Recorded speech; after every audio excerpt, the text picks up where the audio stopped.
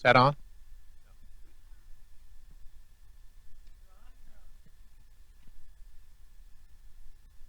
Am I on? On?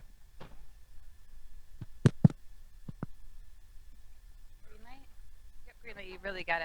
Okay. Good afternoon. I hope that you can hear me.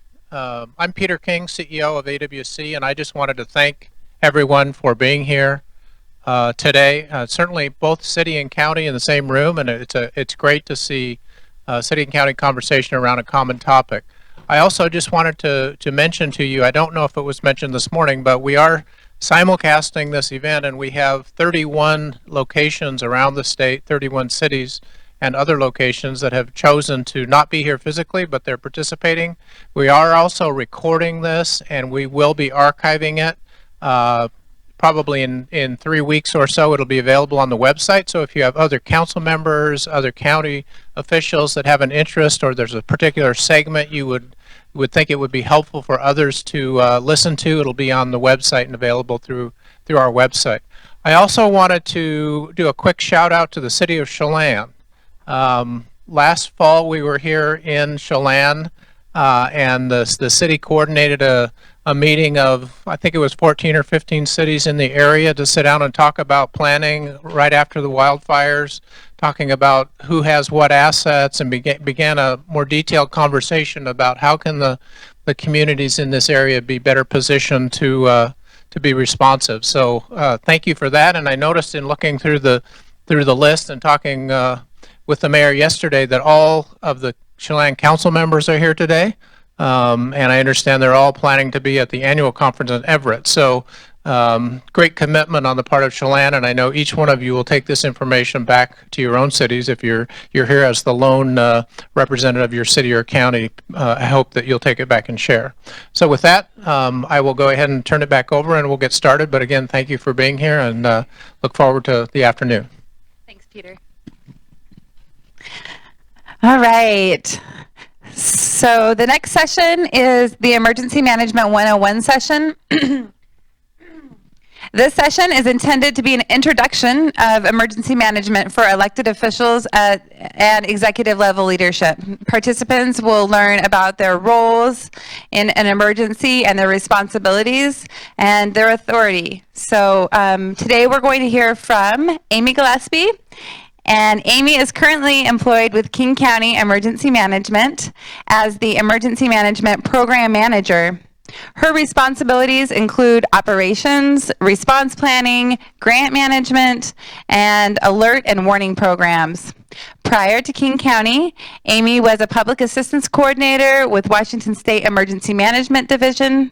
She assisted local jurisdictions during federally declared disasters, navigating the FEMA recovery program for over 4 years. So please join me in welcoming Amy Gillespie.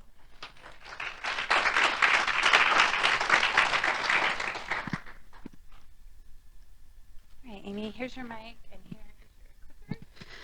So I didn't get nervous until those shades went down. Lunch and the shades down, now I'm really nervous.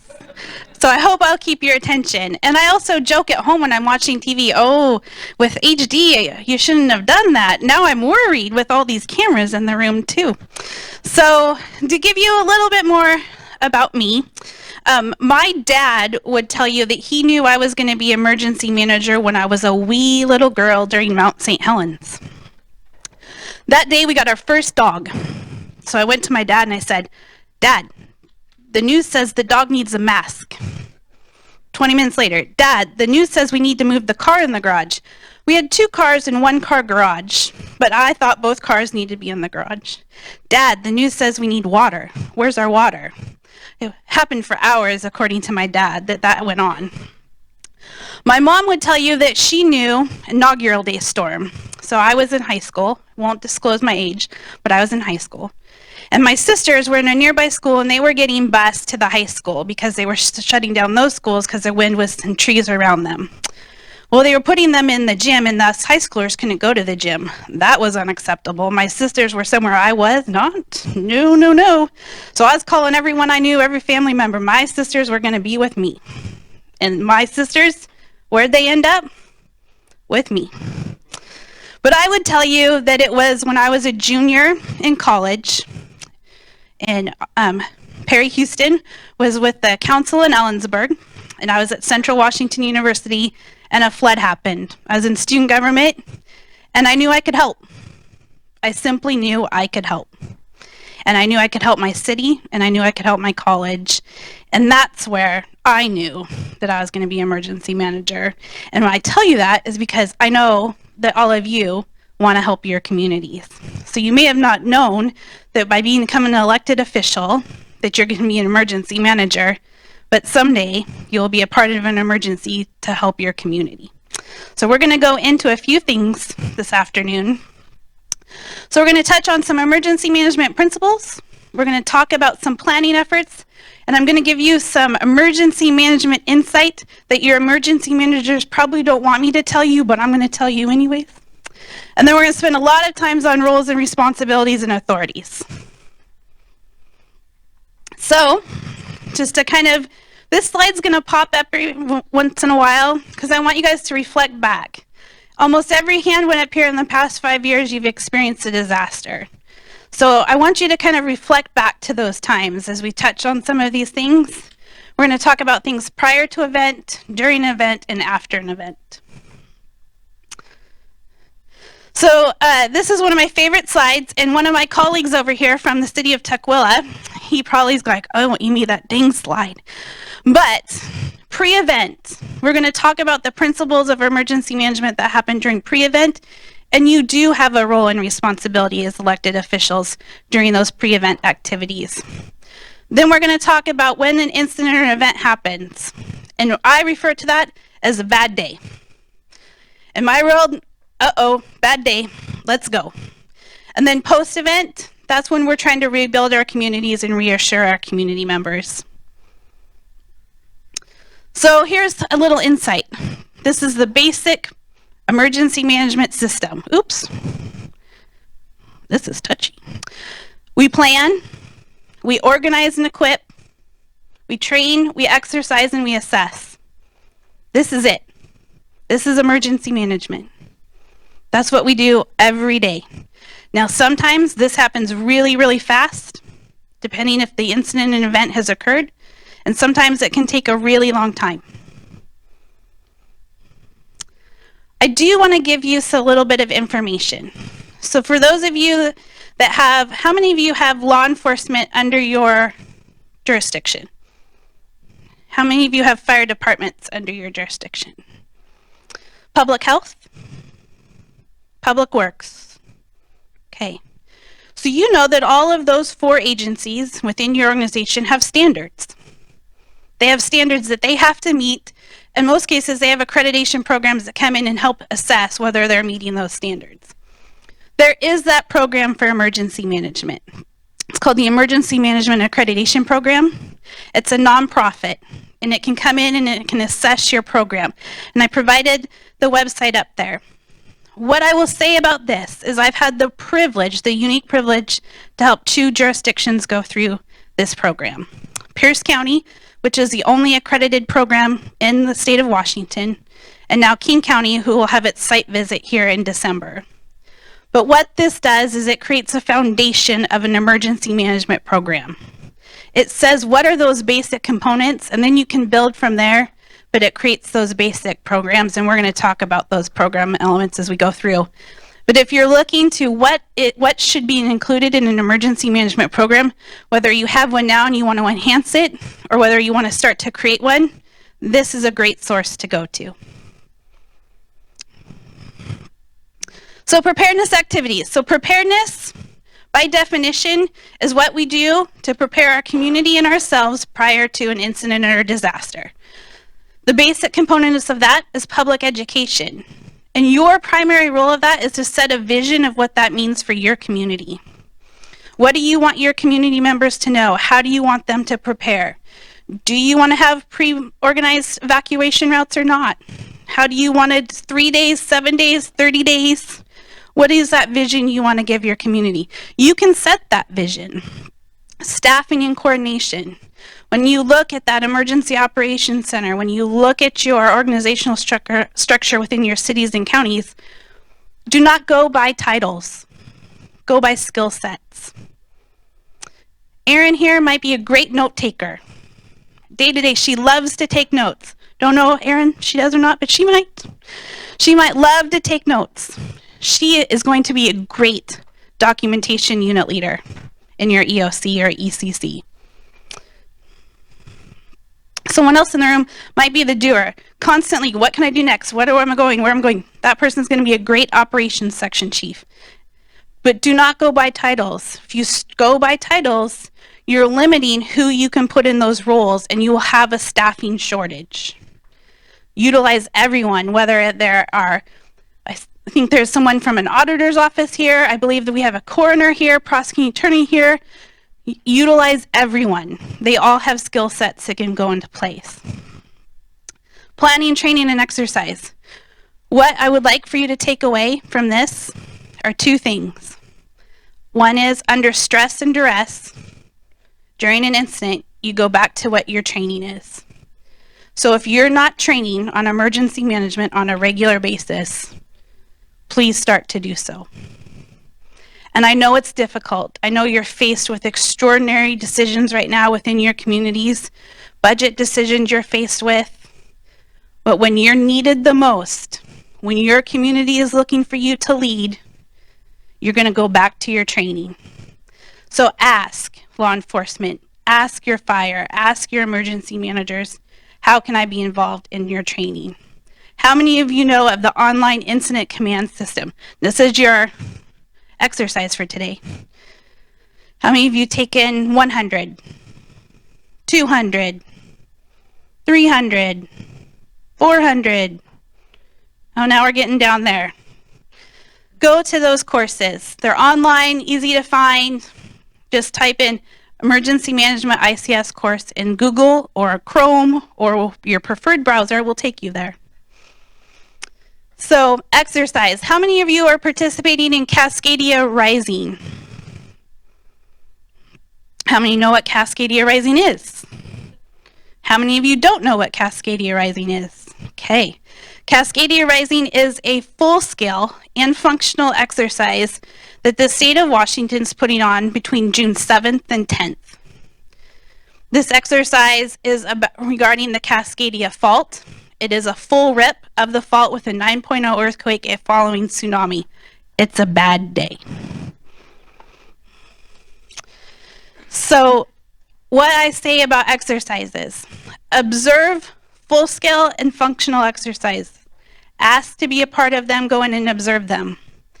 Then ask as elected officials for tabletops about policy level decisions, and we'll get to, well, and I know you're all looking at Amy when we get into that. We're going to get there.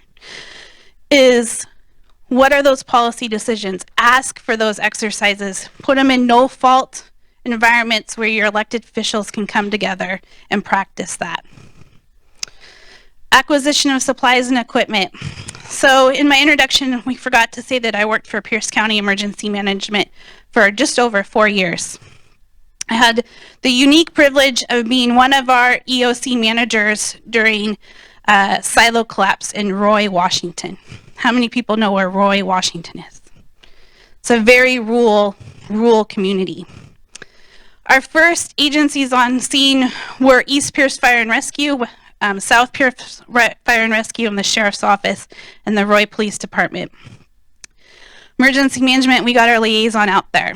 First phone call I got was from the Roy Police Chief, the Mayor, and our liaison. And my liaison just said, something's wrong. And then the room went silent. And finally I had to say, what's wrong? And then I heard some tears. It was the Mayor of Roy. I said, Mayor, what's wrong? She says, a ream of paper is going to bankrupt this city. I said, okay. And then I said to my staff and I said to the incident commanders on scene, I said, the city will not get a bill. We will find a way, but the city will not get a bill. An hour later, I told our liaison, go get the mayor and go step outside. And what comes rolling down State Route 507, which is a main highway, City of Puyallups command vehicle, City of Fife's command vehicle, Pierce County Special Operations Team out of Gig Harbor Fire, West Pierce Fire. Here comes Washington State Patrol, Washington DOT, Department of Ecology. By that time, we had 150 vehicles on scene. We had a staging problem then. But what I'm going to tell you is that if that mayor had not told us what was wrong, we couldn't have helped. So I'm not saying that I want you to go and request a fire truck. I don't want you to go request Washington State Patrol. I don't want someone going and saying, I need a helicopter, I need an airplane. That's not your role. Your role is to tell us what you need and to tell us what those challenges are. Because I'm telling you, we're great problem solvers. But you gotta tell us. Intergovernmental agreements. These are the most critical, and I have to commend the city of Chelan. What you did immediately following the fire of bringing all of your cities, neighboring cities together and talking about what resources you had, what your gaps are, how you can share those resources, that's what you should be doing right now.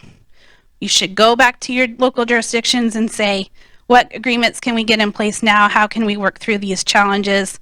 How can we establish payment processes? How do we work through payment agreements? How do we do that now? It will save you time and it will release some of the stress. So planning. So here is what Marty doesn't want me to tell you, is I'm a response planner. That's what I do. I rewrite plans. These plans I all write. Strategic plans. How many of you all have strategic plan? Okay. How many of you know that you all have a comprehensive emergency management plan? How many of you don't know that you have a comprehensive emergency management plan? Okay, I see some. We will work through that here in a few minutes. How many of you know that you should have a continuity of operations and a continuity of government plan? Now, how many of you have those plans? Oh, yes. Yay. Hazard mitigation, recovery, critical infrastructure, and special events. Okay. I will tell you the most important one is your comprehensive emergency management plan. 2 reasons. One, it's required by law. Pretty important.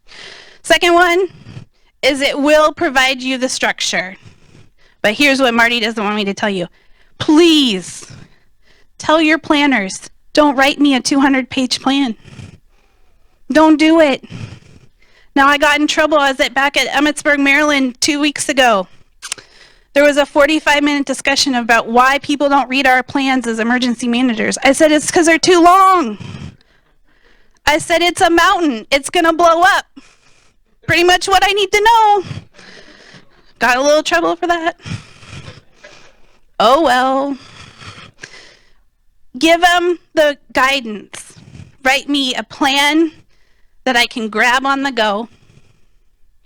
A plan that I can use in the emergency. And a plan that's going to give me a checklist of what I'm supposed to do.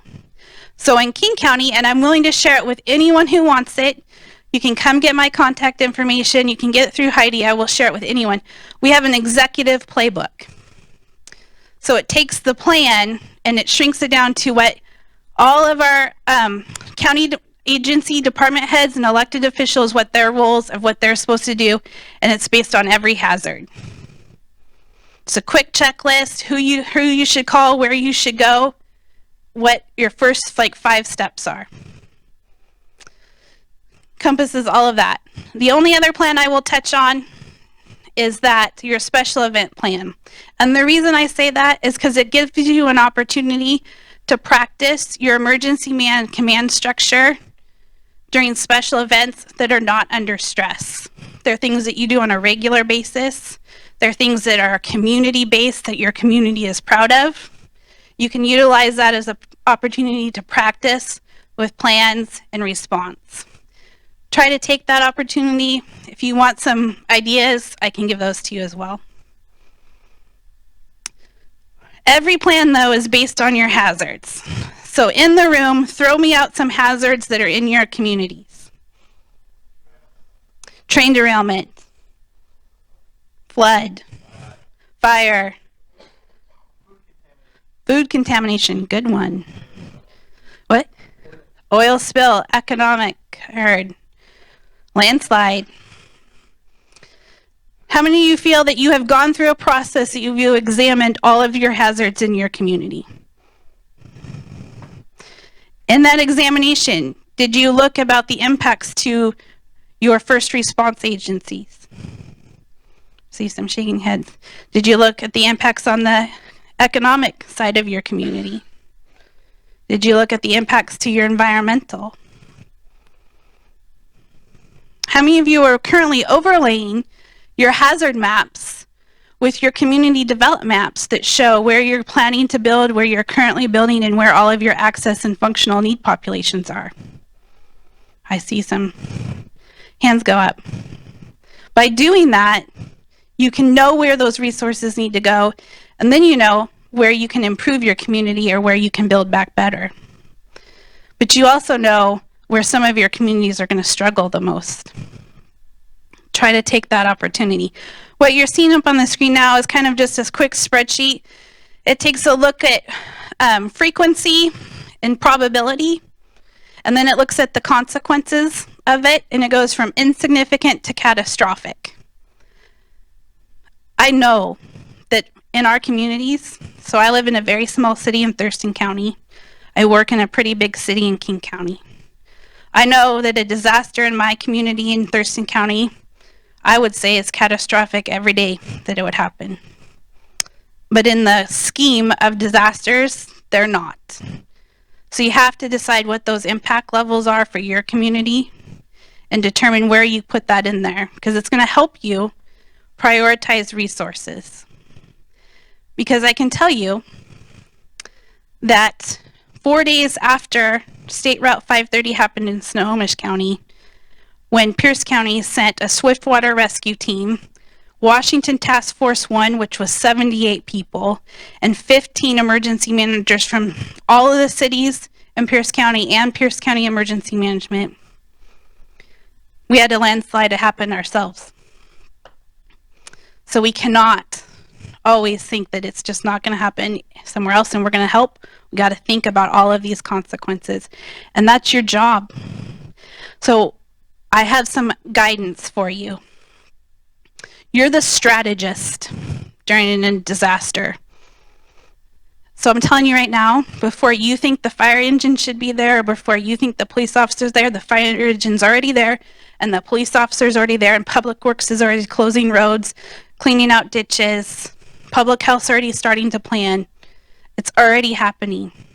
Let it happen. Trust, but verify.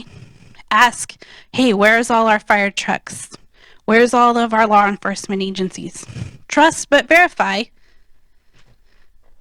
But you're the strategist, and we're going to go through some processes to do that. Ooh. So prevention. So the definition of prevention is what we do to prevent the disasters from happening. And in most cases, these are most of your human-caused and your technological disasters. So disaster events are broken up into 3 categories. So technological, human-caused, and natural. So prevention is most of those and those technological and human-caused. One of them is your community education, and one of your roles is what do you want to share about those hazards you've identified? What do you want your community members to know about train derailments, foodborne incidents? What do you want them to know about that? Intelligent and analysis production. Now, 2 stories here. We all want to think that's law enforcement. Is that where everyone went to when you saw intelligence up there? Law enforcement? I'll tell you that firefighters and your schools have some of the most critical pieces of information in your communities. Why? Because the fire department's going into homes. Might go into a home that's a meth lab, or might go into a home that has other things occurring in there. They need to report that. Your schools have some of the most important information about your community. You want to train those educators to share that information with law enforcement. So that's your role, is to set that vision of how as an entire community we're coming together to share information and report it. Critical infrastructure protection. One of the most difficult decisions for elected officials to make. What buildings are you going to protect? What buildings are you putting your card readers at? What buildings are you putting law enforcement at during an incident? Do you have enough law enforcement to protect them? So what you want to think about now in your strategic planning, as you're developing your maintenance programs on your facilities, you want to incorporate critical infrastructure protection. You want to take those measures right now. By having card readers, can we save a life during an act of violence? I'll repeat that. By putting card readers on our buildings, could we prevent an act of violence? San Bernardino, they're looking at that now. Marysville, Pilchuck, all of our schools are having those discussions right now. Response activities. So we had a conversation earlier about disaster declarations, proclamations. That is one of your key roles. It is an important step. It does, as Vivian talked about, it can waive some of your procurement and financial restrictions that you have in place. It can relieve restrictions on what facilities you can use and when you can use them. It also does give direction down to your department level directors to have some more decision-making authority without having to run it back up through for council approvals or commissioner approvals, mayor approvals. It is an important step. Now, it is not required for FEMA reimbursement. So if you don't do it, that's fine. If it's presidentially declared, you could get reimbursement. But that means that you better followed every rule because you didn't waive any of them. So all of those procurement regulations you have on the books, all of those financial requirements you have on the books, you better have followed them. Coordination. One of my mentors, who is an engineer for a pretty large county in the state of South Carolina, told me this: go have breakfast. Don't have a meeting. Don't call a committee or a work group. Just go have breakfast. Emergency management is about the partnerships. It's about how you bring everyone together during a time of crisis. And the only way to do that efficiently is to know them ahead of time. And with that, as the elected officials, you're going to become a mediator. So I'm going to tell you, it might be shocking that sometimes fire and law enforcement, they don't get along. And then you throw in public works. Oh man. Then you feel like, okay, I heard what you said, and now I've heard what you said, and I've heard what you said, and now here's the decision. Sometimes that's going to be your role. And the reason they need that is because they're under stress, and they're trying to do what's best. And not only are they trying to do what's best for their community, they're trying to do what's best to keep themselves and their employees safe. And as the elected officials, you cannot lose sight of that. You are keeping everyone, including your employees, safe. Provide emergency public information to the public. So you're going to have a great presentation right after me. Not that I'm not doing a great job, but, and a great panel. But here's my advice to you. It's 3 words. So if you take anything away, I hope you hear these 3 words. Your role for emergency communication and public information: warn, inform, reassure. Warn, inform, reassure. The public first wants to know, what do I need to do? So you need to warn them. Then, what do I do now? Is it okay to come back? I've left. Is it okay for me to come back? You've told me to stay in my home. Can I step outside my home? Now you need to inform them, especially during acts of violence. You have to continue to provide information, and then you need to reassure them. We as a community have faced something pretty challenging, and here's what we're doing, and you constantly have to give them the information. But if you try to reassure them when they're still in the what do I do phase, they're going to think you're crazy. And then they're going to lose your trust. And if you lose the community's trust during an incident, you've lost them. They're going to get on Twitter, and they're going to rant. They're going to send the emails, which I know you've all received sometime in your careers. You're going to hear it. So don't lose their trust. So try to follow those steps. Recovery. So I did recovery for 5 years in my career. Recovery is at the heart of who I am. It is a lot to take in, but it happens during the response phase. And what I will commend Pateros and Okanagan County is on the wildfires, both the first time and the second time, you said right in response, we got to start thinking about it. And what the mayor of Pateros told you guys earlier about documentation, document everything. I don't care if it's on the napkin from the local pub. Document it. Write it down. Every action you take, every meeting you held, every phone call you took, write something down. And that's the guidance you have to give.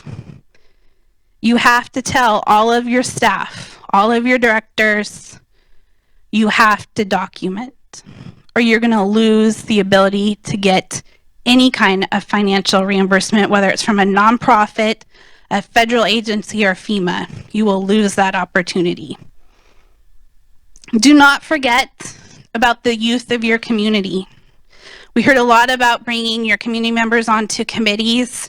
The Long-Term Recovery Task Force out of Okanagan has done that.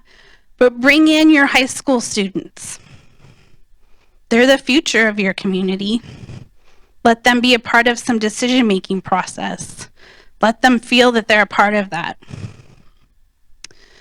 Your community is going to go through pretty much the essential phases of grief.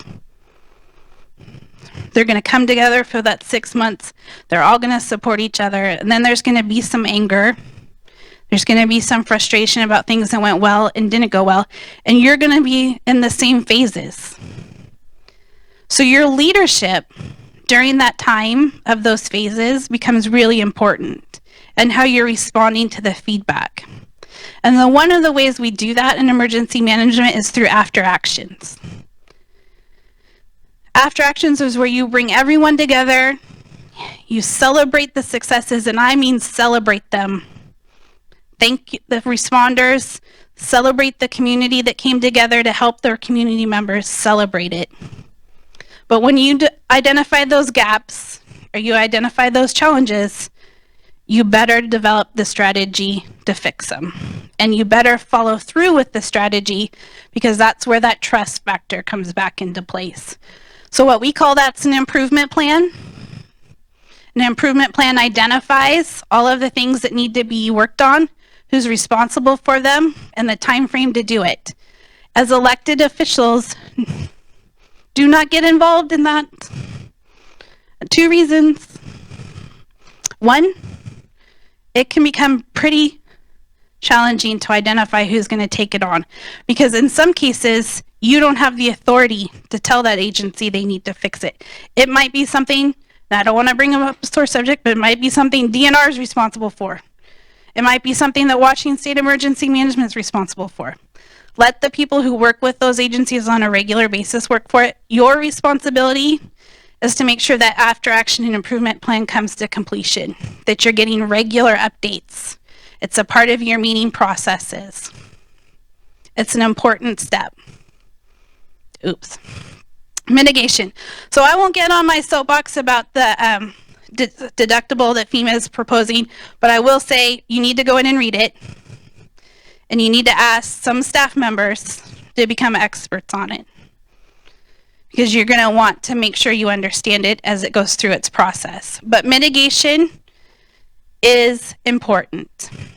Now, I don't know if we got to see the video clip from the city of Ording, but the city of Ording did a great deal of mitigation efforts. Anyone here from the city of Ording? They did some great mitigation efforts and were actually able to raise the flood warning level up. And what that has done for their community is that the community members receive less flood warnings. And a flooding event on the Puyallup River prior to the mitigation efforts, the community members usually received about 10 flood warning messages in a year. After it, they're receiving about one message. So they've been able to save their properties, be able to continue to live where they live, and reduce the risk to their homes. I get that is extraordinarily challenging as elected officials faced with extreme economic conditions at times, huge budget demands, actual budget. I get it. But at some time, you got to start to think of, where is my community going?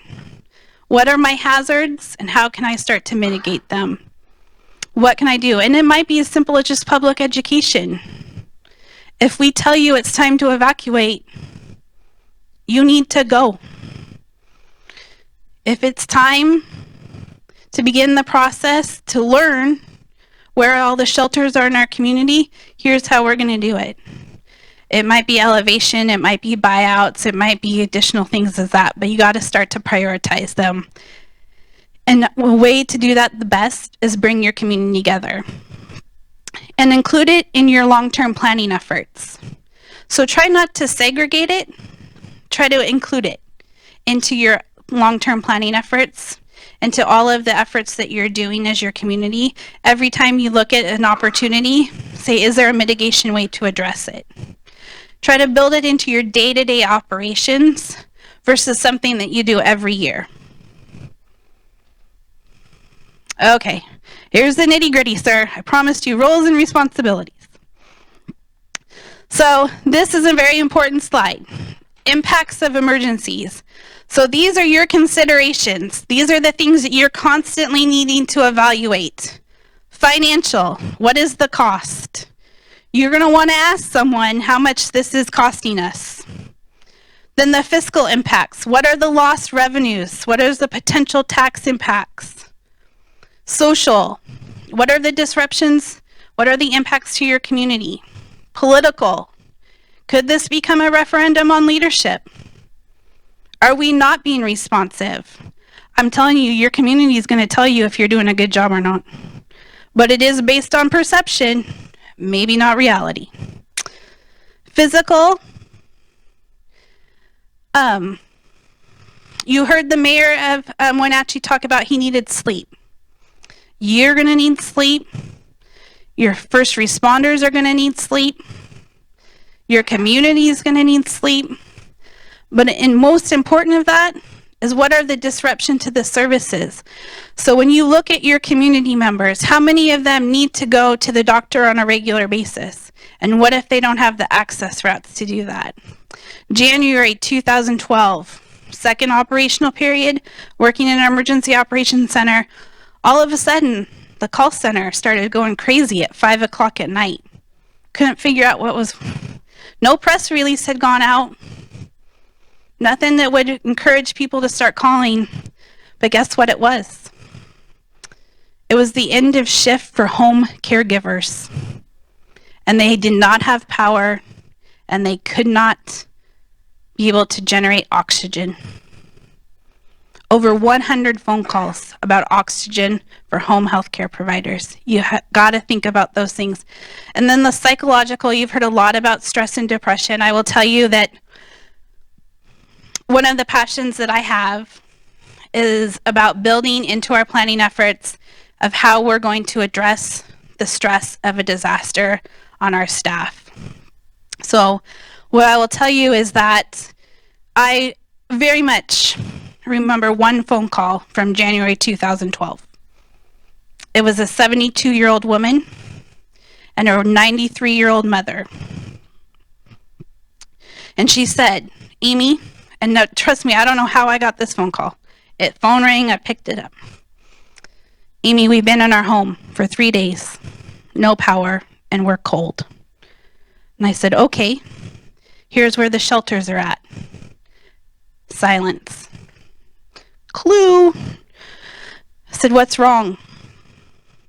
We're afraid we're going to slip and break a bone. That phone call will stick with me the rest of my career.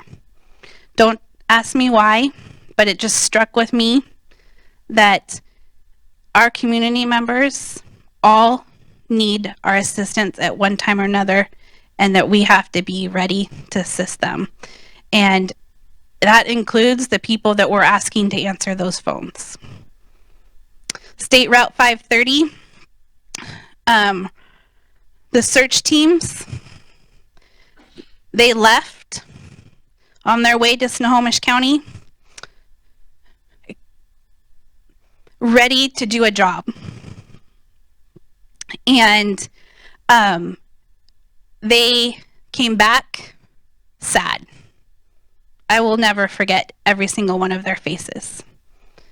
You got to help them, and that's your job. You got to figure out what resources are in your community to help them. So Emergency Management Authorities, RCW 3852, that provides you the ability to have an emergency management program. It also has the ability to have registered emergency workers and some liability reduction processes. I encourage you to look at that. WAC 11830, that really describes what an emergency management program should have and what your comprehensive emergency management plan should have. The Robert T. Stafford Act, I'm not saying go home and read it. It's a big book. But someone in your jurisdiction needs to have read it. Or you need to know who to call from the state or neighboring jurisdiction, because you will need help, and that's actually how you get reimbursement. Rules and responsibilities. Community preparedness, have that vision, communication, warn, inform, reassure, be that strategic person, find ways to bring people together prior and after. Policy decisions, we're going to get to a slide on those. Support your response effort. You heard the Mayor of Wenatchee standing by his fire chief that had to tell someone there was no fire truck. Imagine what that fire chief, that's what he does. He puts out fires. Imagine telling someone he couldn't. Coordinate and integrate planning, bring everyone together. We have a tendency to stay siloed, try to reduce that. Think about those. Think about that cycle. Emergencies are defining moments.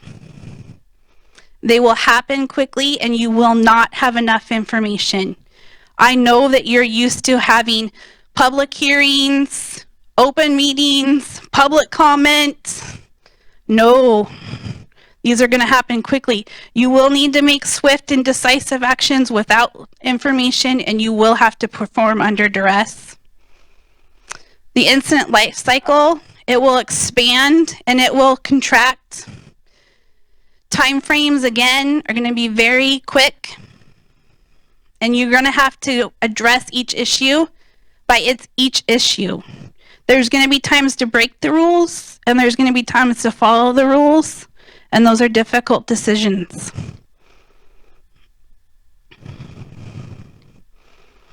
So here's some factors to consider. These are non-linear choices. They have adverse effects. There will be communication breakdowns. There will be pressures. There will be compressed time frames to make those decisions. You will have many choices that have zero-sum game. What community gets that generator? Does a community get that generator? Does my sewer system get that generator? Either way, it's not always the best decision, but it's the right decision in the moment. You want to monitor events, you don't want to respond to events. For my first responders in the room, did I say that good enough? You want to monitor events, you don't want to respond to events. You want to resolve conflicts, you want to develop those policies, you want to try to make sure resources are available when you need them, and you want to execute the authorities that you have. Barriers. Fragmented support.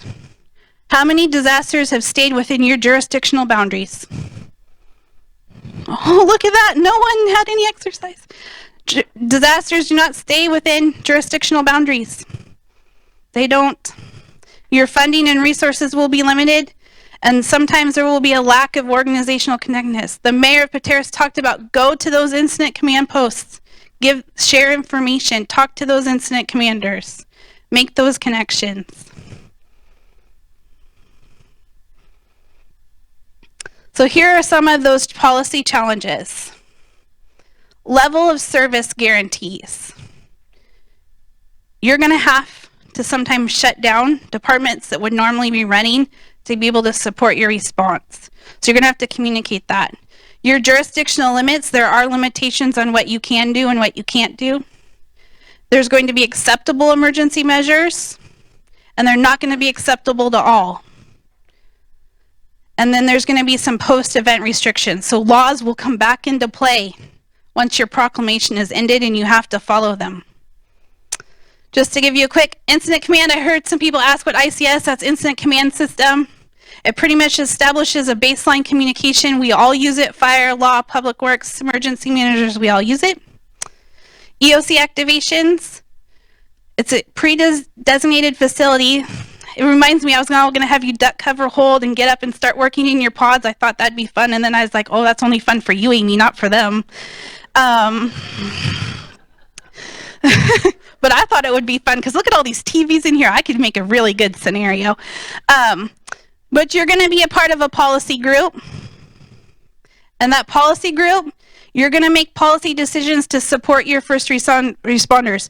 So you're not telling where that fire truck is going, but you are going to set the priorities to help your first responders stay where the fire trucks go.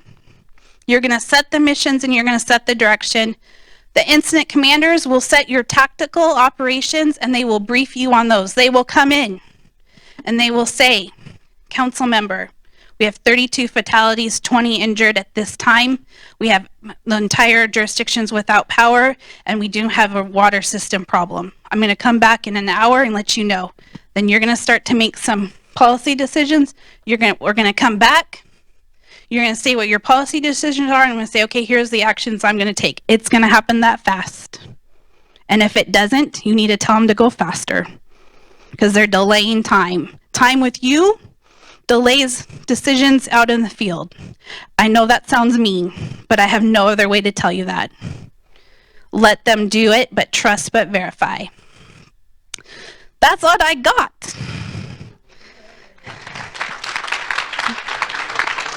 Thanks so much, Amy. That was awesome. So we did go a little long. I just wanted to reassure all of you that we'll be sending you not only Amy's PowerPoint slides, but we'll also send you that template from King County. So that will come when you do your evaluation process through AWC. If you don't have that, you all have my email address, Heidi Olmstead, off of our website, and you can connect with me directly if it doesn't come within the week. But we do have time for 2 questions. Amy, will you take 2? 2. Just 2. Does anyone have a question? Good. Make them good. Challenge me.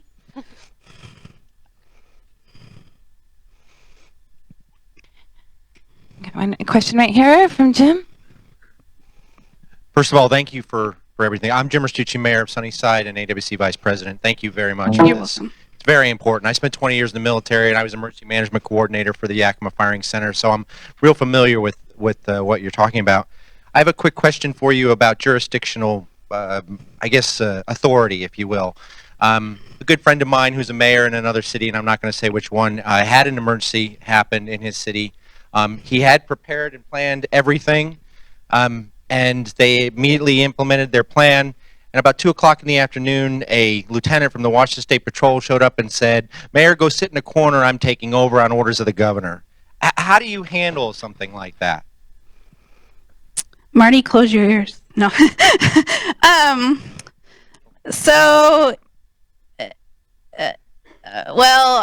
We're all friends right here. We're all friends on TV, right? I'm not a big fan of jurisdictional boundaries. It's a disaster. We got to go do what's right. So for me, it's a conversation. Your highest ranked elected official picks up the phone, calls the governor, says, I need to talk to the governor. hey, I don't know, but Washington State Patrol's here and they said they're working under the authority of you. Is there a way for us to go into unified command so we can make decisions together? And unified command means that everyone who has a legal responsibility needs to be in the room to make the decisions together. That's what I would do. And if they continue to push back, I can tell you about 30 minutes in, they're going to be asking for unified command because you have something they need, and that is you know your community. You know your community, and they're going to need to know that. Okay, we can take one more question. Oh, is that good?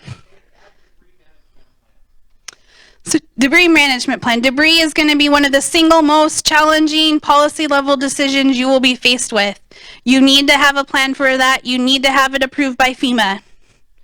The reason being is that it will increase your ability to receive reimbursement if it's a FEMA approved plan. The reason why you need to do that is because of lessons learned out of hurricanes and price gouging off of debris removal. So that includes where you're going to put it, where you're going to stage it, how you're going to weigh it, how you're going to remove it off of public property and private property. Here's a little hint for your smaller jurisdictions. You didn't hear it from me, but tell your communicators to put it on the right of way. You can now legally pick it up.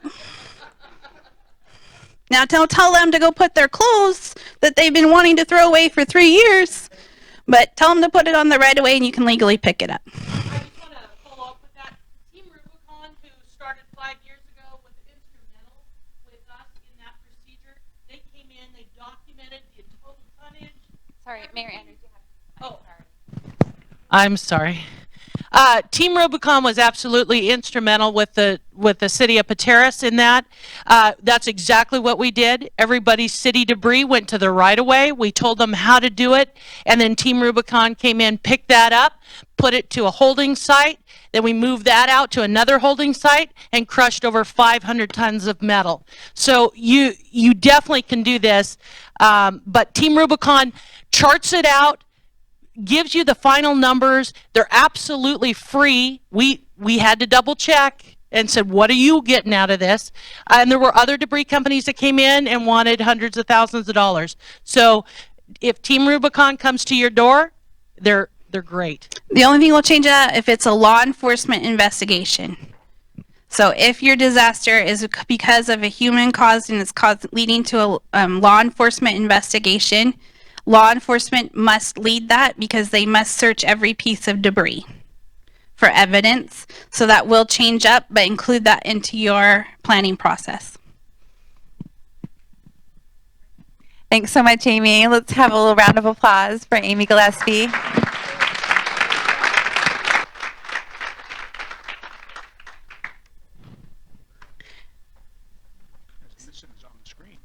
You're on this screen. Oh, there you are. Now you're on all the screens. There's your mic. So next up, we're going to have our presentation on communication and high-profile incidents, and I'd like to introduce our speaker, Mr. Andy Cooley.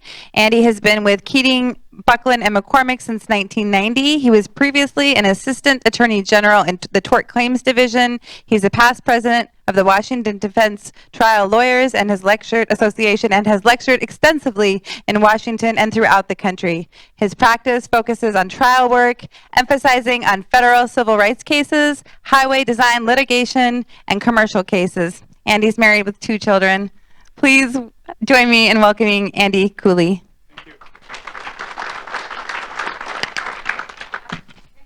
All right, good afternoon. Thank you very much for having me. What I'm going to do, so I'm an attorney and I deal with high profile incidents. So some of the lawsuits and other events I've been involved in have been high profile incidents.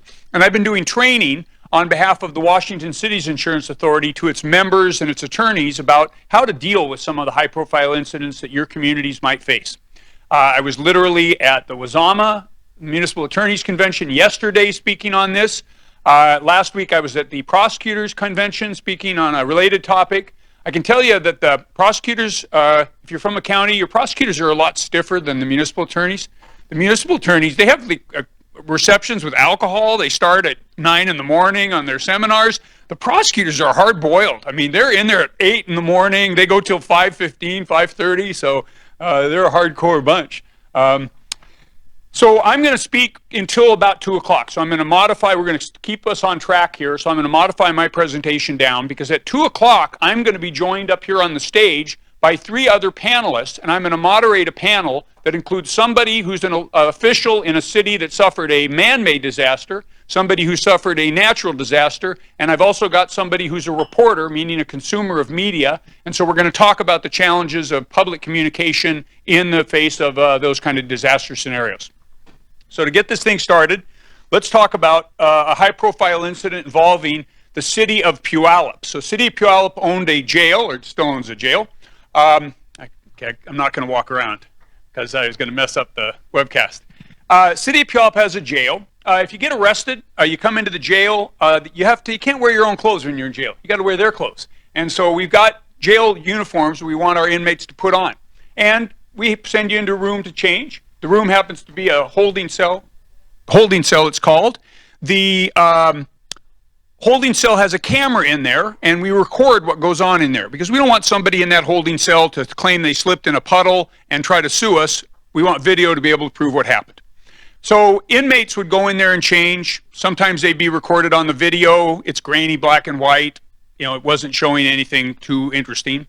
A guy who was a lawyer who had a DWI suspect asked for the jail recordings. He wanted to see if his client was shown sort of stumbling around or not, and realized that sometimes the inmates you could actually see them disrobing. So you might see them as they pulled down their clothes they wore, brought in, and pulled up the jail jumpsuit.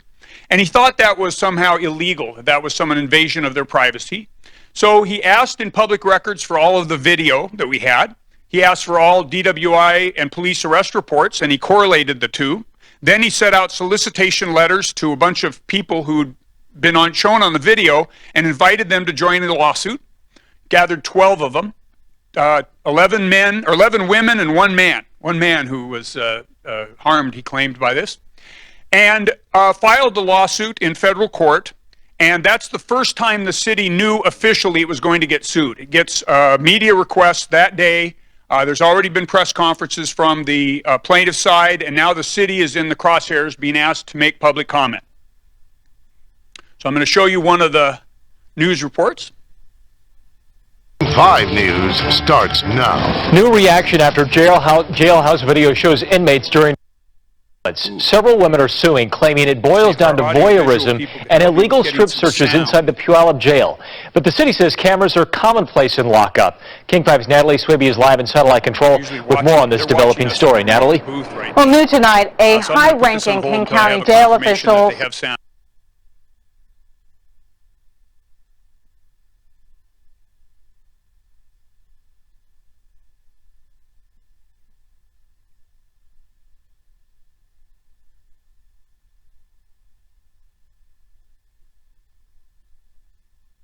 to discuss why this was happening, and at that point felt like they could comfortably say things to the media about the event. Then they had to go through the process of designating a public spokesman model for the city, and they picked, in this case, the city attorney. It's now the city manager, Kevin Yamamoto, was the individual they picked. And they decided to have Kevin team up with subject matter experts from the jail, so that if during a press conference they got some kind of question that Kevin, as a city attorney, couldn't answer, that they had a subject matter. There are no cameras inside individual cells there. Instead, cameras are mounted in common. 5 News starts now. New reaction after jailhouse video shows inmates during vulnerable moments. Several women are suing, claiming it boils down to voyeurism and illegal strip searches inside the Puyallup jail. But the city says cameras are commonplace in lockup. King 5's Natalie Swibby is live in satellite control with more on this developing story. Natalie?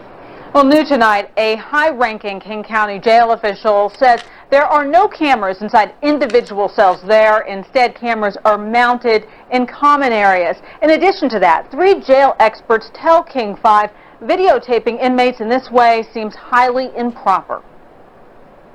There's strong reaction tonight to what the Puyallup jail caught on camera. And that video stunned me. According to his resume, over the last 3 decades, architect Kenneth Burns has designed 40 jail facilities. He tells King 5 he's never heard of surveillance cameras capturing images like this.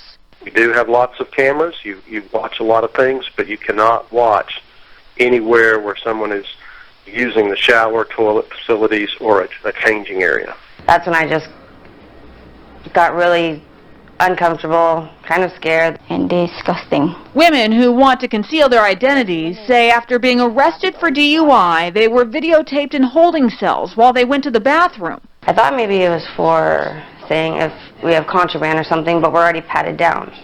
So then why would there be a camera still? The camera rolled while they changed into jail jumpsuits. You see, you have to take everything off underwear too. I said, just underwear. What can I do with my underwear, you know? This is pervy. This is a peep show. This is just disgusting. These officers have no excuse. There is no excuse. Attorney James Egan is representing 11 women and a man in a lawsuit against the Puyallup Police Department, which runs the jail. I suspect it's Mr. Egan enhancing in order to bolster his lawsuit. City Attorney Kevin Yamamoto says the suit is baseless and the cameras are needed. For example, if an inmate claims that they were injured in the jail, the city has a record of what actually happened.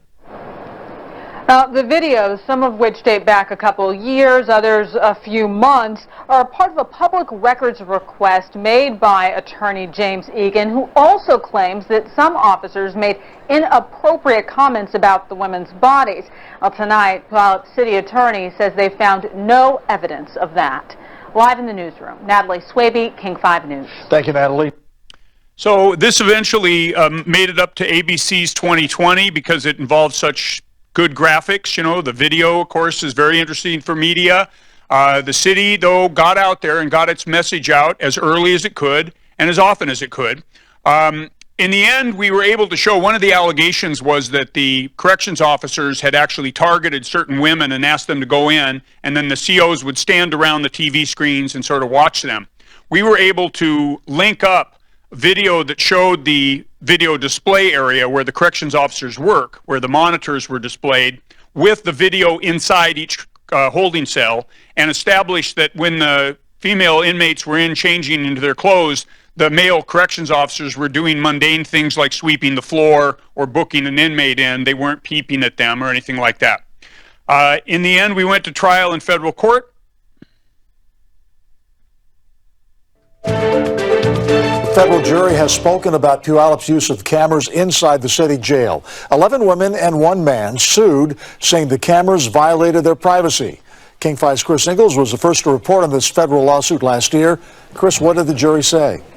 Dennis, they pretty much told Puyallup, lights, camera, action. The city can keep its camera system up and running, and it did not violate the privacy rights of prisoners who were forced to undress and use the toilet in front of those cameras.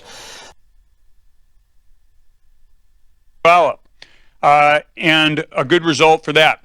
So how do we define a high-profile incident, and how are these things created? Well, they're almost self-defining. It's a circular definition to some degree because it's something that has a high profile. It's gotten attention. And it is things, whenever you have something that is highly visual, has a lot of visual aspects to it, that's more likely to be a high-profile incident. The television media wants video that they can show. They want live talking heads, and so they like that kind of stuff. We get it more and more. We get interest from social media that causes incidents to become high profile. So I'm going to give you a mature audience's warning now. This is unedited video footage taken from YouTube by a criminal in the city of Auburn. Auburn police, the Auburn city is right next to the Muckleshoot Reservation, which sells real firecrackers during 4th of July, and then those firecrackers end up in the city of Auburn. And so my 2 officers are investigating reports that there's firecrackers being blown off. And as they go into the back of this parking lot, they see a guy that they know has a warrant for his arrest, and so they go to hook him up and arrest him. And then you'll see interactions on this video between the police and the guys taking the video of them. And one of the first things to look at when you see the video is the number of views. Danny! What's on everybody else? Hey, how you doing? Fine. Will you roll over? I can't. Pull this way. What, are you gonna pick me up? Yep. Okay, ready? You gonna stand up? You gotta pick me up. Pick him up then. Just chill out. You gotta catch you down. You guys can move along. No, right now. You are now impeding our investigation. You're gonna move along right now. Nah, fuck that. You're gonna move along. Nah, hell no. Really? I'll tell you right now. I put my hands on you. You're going to jail. Hey, watch out. Hey, you got the right to be here. Really? You got the right to be here. Oh, what is he getting arrested for? Hey, what is he getting arrested for? Hey, why is he getting arrested for? What the fuck? You can't arrest him for nothing. They can't arrest him for that. Then you're moving. You're moving. Don't touch him. You're going to jail, motherfucker. Hey, oh. For no reason, look. We got this. I ain't even fucking. Now, if you notice at the very beginning, the guy they handcuffed, they're trying to get him off the ground, and he's saying he can't get up. Keep an eye. You'll see him in a second getting up. We got this. Hey, wait, look at this one right here. Hey, come on. Yeah, so the big guy that couldn't get up a few seconds ago is now able to get up off the ground, and now we have the other officer trying to take him down. So what happened here was, if I played the whole clip, you would see them eventually arrest the guy with the camera, the cell phone, and then he yells, his final words are, "Take this camera," and the girlfriend goes up and immediately loads this to YouTube. Within a few hours, there were some 20,000 views, and there were a bunch of negative comments, and our mayor was getting criticism. What were the police doing? He's just videotaping. There's nothing illegal about that. Well, the reality is that as police officers, you have a right to do your job, and we have a law that says if you're hindering or delaying a police officer in the lawful performance of their duties, that's a crime. And there's nothing wrong with videotaping. When it becomes a crime is when you become physically so close to the officers that they're dividing their attention away from their task, which is trying to arrest the guy with the warrant, and having to deal with you coming physically too close. That's a species of obstruction.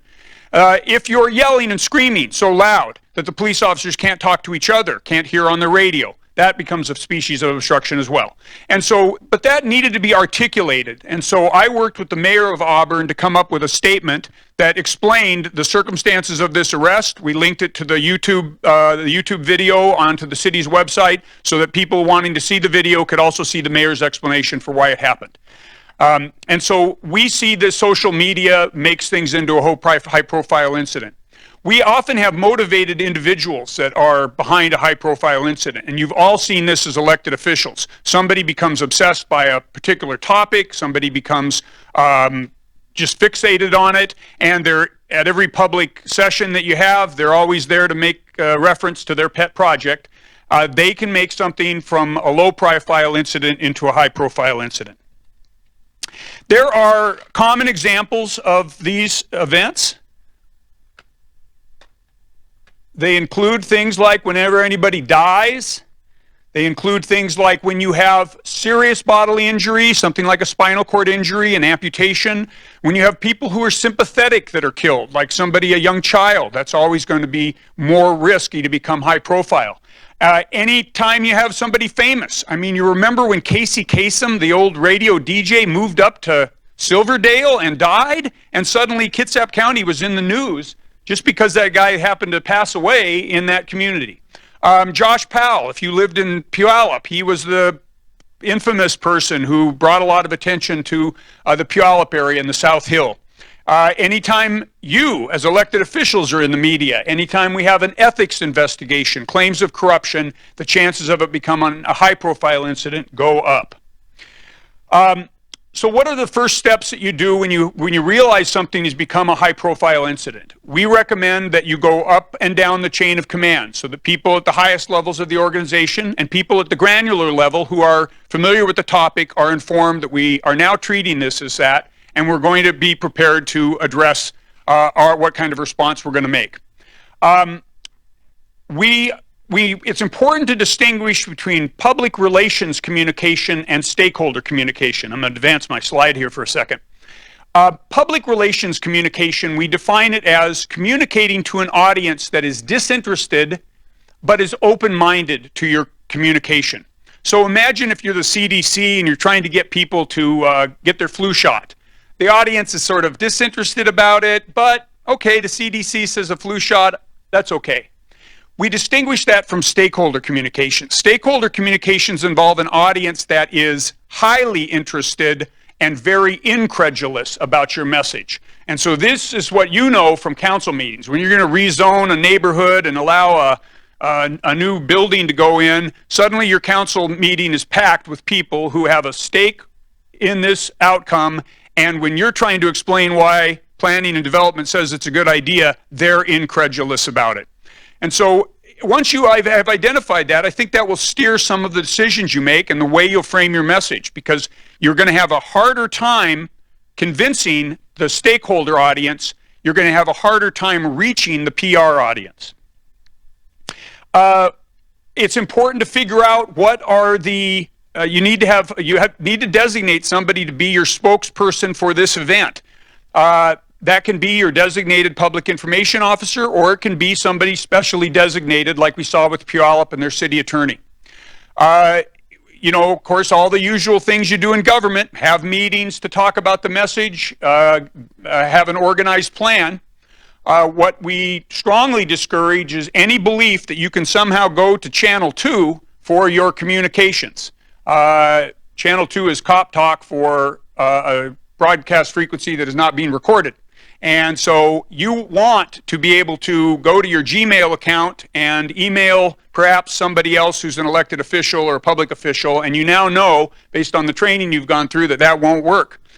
So Phyllis Weiss, I quote her here, Phyllis Weiss was a president at the University of Washington, a client of mine, and she went to become the chancellor at the University of Illinois system. And there they were building a hospital, and she was getting ready to announce the building of this hospital and wanted to control the message and how that was done. And so she and her group all decided to use their private Gmail accounts for how they were going to create this message. And they were patting themselves on the back in their emails about how tricky they were, that no one knew that this was going on. And so in the end, that communication was disclosed. Phyllis Weiss lost her job. So don't go to Channel 2. Use the discretion that you should now. I mean, I'm sure your working rule is I won't put anything in an email that I want to see on the front page of the paper. I do have some special thoughts about what to do when you're communicating with stakeholders in emergency situations. Because they're the skeptical audience who wants to hear your message. First off, don't overly reassure. So do not tell them everything's going to be okay. Don't tell them everything's going to be perfect. Experience has shown that being overly reassuring, especially in emergency communications after a disaster to a stakeholder audience, is not the most effective thing to do. Second, acknowledge uncertainty. If you don't know information, if you're not sure what's going to happen, that has been proven by communication specialists to be effective with the stakeholder group. Third, shared decision-making dilemma. And let me give you an example like that. Let's say you have a high-level official in your agency that is caught on a felony. They've embezzled from your agency, let's say. One of the critical decisions you'll have to make is what's going to be the outcome with that employee. Are they going to be fired right away, or are they going to be criminally prosecuted? You may not know the answer to that. That may be a dilemma. Sharing that dilemma and acknowledging that is important with stakeholders. They want to know that you're at least thinking about it, and you can acknowledge that we haven't made a decision about such an important thing. Acknowledge past sins. So if you've had other similar events in the past, the media is going to know it, the stakeholders are going to know it. It's better that you acknowledge it now than wait for those reports to come in and have to backpedal. It's important to do that now. Giving those audiences a purpose. So after the slide wipes out the roadway, reminding everybody that this is a good time to go check on their home disaster preparedness plan and make sure they have a 6-day supply of water in their house, so that they feel some sense of purpose once they've heard from you about this emergency. We don't think humor is ever appropriate in emergency communications to these stakeholders. This is from Mike Brown, was the FEMA at Katrina director, and this was the famous comment that he made, which was a lead balloon. You, of course, if you are anticipating litigation, you can communicate about that and do it in a privileged manner where it will not be a public record. Heidebrink versus Marwaki, the little case I cited there, involved an insured who rear-ended somebody, and then he contacted his insurance company. And what the court said there was communicating with just your insurance company regarding a potential litigation is a protected privileged work product communication.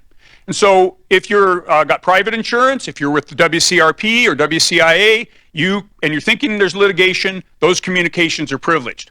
What's not privileged is simply putting your city attorney or your deputy prosecutor on every email that you send out. That will not ensure attorney-client privilege. It has to be communication where the attorney's role is essential and their advice is being sought. And just CCing them on that will not be enough.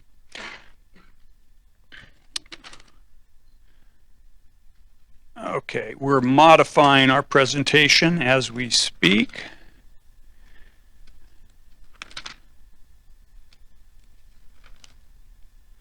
Okay, I'm going to talk about press conferences before I end, and then I'm going to start with my panel, and I'm going to show you an example of a press conference. So this is Thurston County, and I actually have my Olympia police chief here because we're going to talk about a high-profile incident in Olympia. You heard about it from, I think our mayor was here earlier today. Once the shooting investigation was done regarding our officer-involved shooting in Olympia, the Thurston County prosecutors scheduled a press conference. And you'll watch it. I'll play a minute or so of this. You know, he does a lot of things right. He cares about the optics of the press conference. So there's a nice little lectern. There's a Thurston County flag. I would have recommended an American flag and a Washington State flag as well. He's got a PowerPoint presentation going along with his press conference. He ends up having the press conference on his website, so you can link to it and watch it directly from his website. His PowerPoint was there. So it was a lot of thoughtful things into that press conference.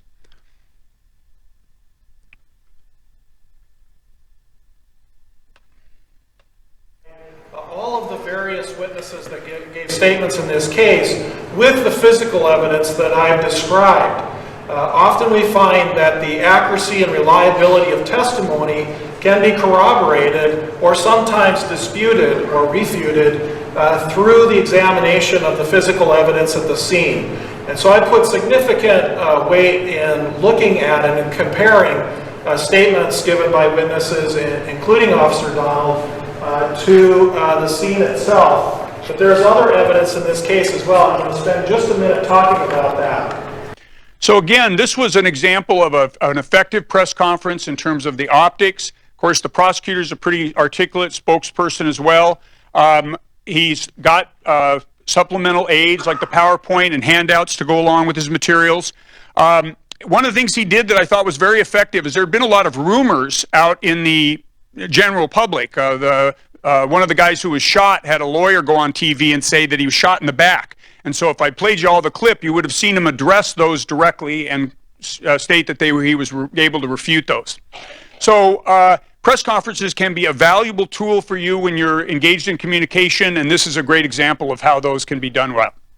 So what I'd like to do now is shift over to our panel presentation. I'd like to invite all three of you to come up. I have not had the pleasure of meeting Dee Rigg at this point, but I'm going to go over and shake her hand. How are you? Come on up. And so let me start by introducing you to Dee Rigg. Dee is a almost 40-year veteran of the Wenatchee world, and she has covered many of the types of natural disasters we've had around here, everything from Mount St. Helens to the Okanagan fires in the past. She made me promise that there would be no press bashing at this panel, and I assured her that we were not here for that purpose. We look at her as a consumer of the messages that we're going to be sending, and so she's a great resource for us to learn about what is the best way for us to communicate in a meaningful way to our audiences in emergency situations. Sitting to Dee's right is Chief Ronnie Roberts from the city of Olympia. Chief Roberts, prior to the city of Olympia, was down in Eugene, Oregon, correct? And he's been, let's see, we need one more mic. We've got it coming. So I've been working closely with the chief now on a couple incidents in the city of Olympia, and Olympia was a textbook model of how to handle an officer-involved shooting, which is by definition a high-profile incident always. And they did everything right. They departed from convention, did immediate release of the officer's name. They distributed as much public information onto their website as soon as it was available in a downloadable format, and managed the message in the city of Olympia in a textbook way that made sure that the full message got out about that event. So we're lucky to have the chief here. My final panel member is Perry Houston. Perry is the current director of planning or administration at Okanagan County. He's a former Kittitas County Commissioner, City of Ellensburg Council member, and a police officer. One of my commanders at the University of Washington worked with Perry when he was at Central Washington, and he said that he was selling programs at the Central basketball game for $0.10 a piece. And Perry walked up to him and said, "Hey, I can get you $6 an hour as a police officer." And so he decided to go into police work based on Perry's ringing endorsement that you can make more money being a police officer than you can selling those things. So I want to start. What I'm going to do is I've worked it out with my panel members where I'm going to ask them questions, and hopefully from that we can get some information based on their experiences. Dee, one of the things you told me was that you didn't find press conferences to be very helpful. Can you explain why? I can. Hold that mic up close. Yeah, usually if somebody says, well, we're going to hold a press conference about the situation, you just hear groans in the newsroom. I mean, journalists just go, oh my gosh, not a press conference. What we hate about them is that they usually start out with long introductions of, the police chief or whoever who really isn't going to be the main speaker. And then another speaker gets up and they go over the history of the situation, which everybody already knows. Then they might distribute a nugget or two that's new, and that's great. Then they open it up to questions. We get kind of a free-for-all atmosphere with, everybody trying to ask questions and, one at a time, okay, we'll do that. And then they'll answer a question, and every answer, it seems like, needs a clarification of some sort. There's something that's just you don't quite understand. And so, but before you can get but I don't quite understand this, what do you mean? They've moved on to the next question. So you're kind of stuck. So it just gets to be kind of a free-for-all situation. And you end up at the end of the press conference running up to the person who you hope hasn't left already and saying, hey, I've got more questions. Do you have a minute? And then, they're just kind of a hassle. Thank you. So Perry, could you grab that mic? And Perry was involved and witnessed emergency communication challenges at both the Carlton complex and Okanagan fires. Right. Okay. Tell us about the challenge of getting enough resources into the public relations and communications effort, and what happens if you do not provide enough information to the press. I strictly adhere to the notion that you have about 30 seconds to convince somebody you are going to tell them what it is they called you to find out. If you do not, they will go somewhere else. And that's what we ran into more so in the 2014 Carlton Complex fire than in the 2015 fires, because we learned some lessons in that. And let me go back, I guess, in time, the Mount St. Helens eruption. We had to deal with communications too, but it was all, for the most part, media. Hardline phone calls. Fast forward now to the complex fires, and at one time I believed we in government had superior technology. That is not the case anymore. What we found sitting in the Emergency Operations Center was we were getting Facebook postings and a variety of messages from all around the state of Washington telling us what towns were being evacuated, telling us what the emergency alerts were, all news to us, because none of those were emanating from the Emergency Operations Center.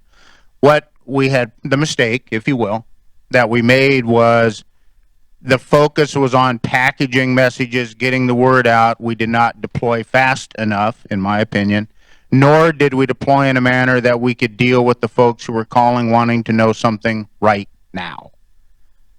We had PIOs that came in from consulting firms. They were very talented, very skilled, but it took them a day and a half to set up.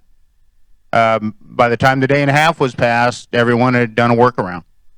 And Tell that us was about the rumor that Carlton was going to be evacuated. That was a good one. It was, the handle was Maniac from Marysville or something along those lines. I don't remember now, but it was a Facebook posting that we received that Carlton was being evacuated. We didn't know that. The evacuation order had not been issued, and I suppose to tip my hand, I actually had to intervene with my own staff in the planning department, had a ringside seat on the whole thing because they too were posting bits and pieces of information that they gathered through listening to people talk. Sometimes that was accurate, sometimes it wasn't.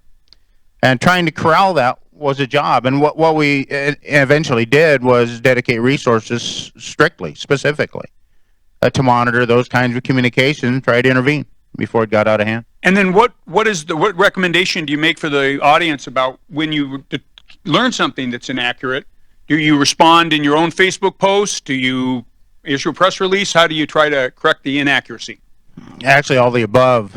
Depends on how the message is being deployed. You try to get in front of it. What we did in 2015 was we actually, we embraced, if you will, the issue. And the sheriff's office had people dedicated to posting their own information on their own Facebook pages. We trolled other media sites, and I'm a techno dinosaur, so don't ask me to explain all that. They did a good job. I'll take their word for it. It seemed to work. But we had to get ahead of it, and that's how we did it. Now, the rest of it, you know, the press conferences and all that, all well and good. But if I had one message, is deploy your information staff early and often. I mean, Amy made the point about training. Back in the day, something to consider when everyone was using revolvers. The chief will embrace this. You would find officers after shootings with empty weapons in their holster that have empty shell casings in their hand on the occasion they didn't survive. Occasionally empty shell casings in their pocket. And what happened was, when the adrenaline dump took place, when time began to compress, when your visual and auditory acuity changed, you did what you practiced. And for 1, 5, 20 years, once, twice, 4 times a year, cease firing, holster an empty weapon, pick up your brass. If you get sloppy on the little stuff, you get sloppy on the big stuff. And if there's one sentence I would offer to you, that's it. Create your own local protocols, create your own local processes, get your own people trained, and when something happens, not to say you have to activate your EOC when a culvert plugs up and water goes over the roadway, but when you have an incident, use your processes. Practice your processes, and they'll work. Thank you. So, Chief Roberts, tell the audience about how you created. You first prepared for the potential for an officer-involved shooting, and then what were some of the unique challenges with your officer-involved shooting last year in May? Well, certainly having that event happen right during a time when there was a national dialogue going on around policing and the use of force, that clearly right from the start was a very critical component to our strategy and our response in trying to prepare for to react to that entire event. So one of the things that we worked through was a communication strategy and a process where we had clearly identified people that had a role to play. And once I was notified at about 1:20 in the morning of that shooting, we immediately got our command staff in gear, got our communication staff into City Hall, started making notifications, and started putting a plan of action into place.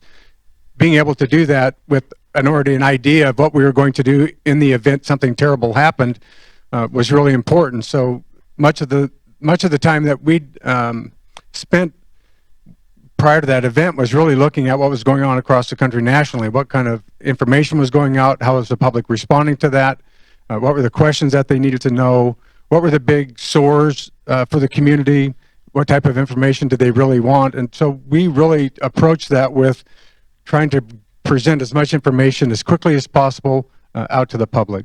So tell us, one of the things you did, I thought brilliantly, was use your police website, and you devoted a frequently asked questions page to this event. What prompted you to do that, and then how did you determine what questions you were going to pose and then answer? Well, we tried to use a number of different communication strategies. Clearly, using press conference and press statements are several ways you can do that. One, not just to meet the media's interest and demand, but also to inform your public and to demonstrate that there's somebody actually in charge of the event.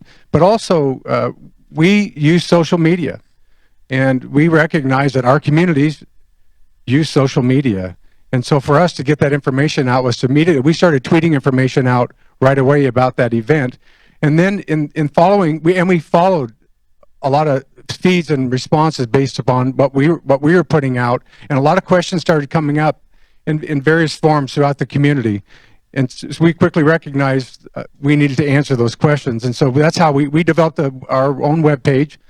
And a lot of questions were, why didn't the officer shoot him in the foot or shoot the skateboard out of his hand? Or, you know, why didn't he just use a taser? Or why did the officer even respond to the call? It was only a 6-pack of beer. Those sorts of questions. And so we immediately started getting answers to those questions and getting them out on our webpage. And we were tweeting people and directing them directly to our webpage so that we could get the accurate firsthand information out to them. Okay, thank you. Dee, can you tell us, what is for you as a consumer, as a member of the media who needs information and wants to be able to meet deadlines and have stories that contain the key elements, what's the best way for you to get information? What kind of, do you prefer to have the email address of the PIO, the cell phone number? Do you want to be able to have access to them all the time? Talk about that. Yeah, well, email. Stick that mic right up close. Email is great. Direct phone information is great. Things that don't work, I mean, those are great. They really are. I've got one local agency that I've been dealing with that has a bad habit of putting out a press release saying, here's your contact with a phone number if you have questions, and you always have questions on a press release.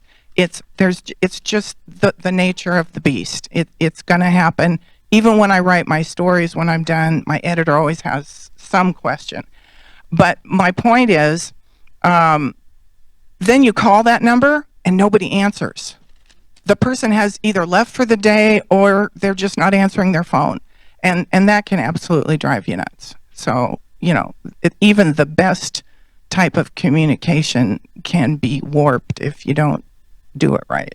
How about if you had a choice between contacting the PIO to get them to send you, say, a copy of the report, or being able to access that report directly off the city's or county's website, which is your preference as a member of the media?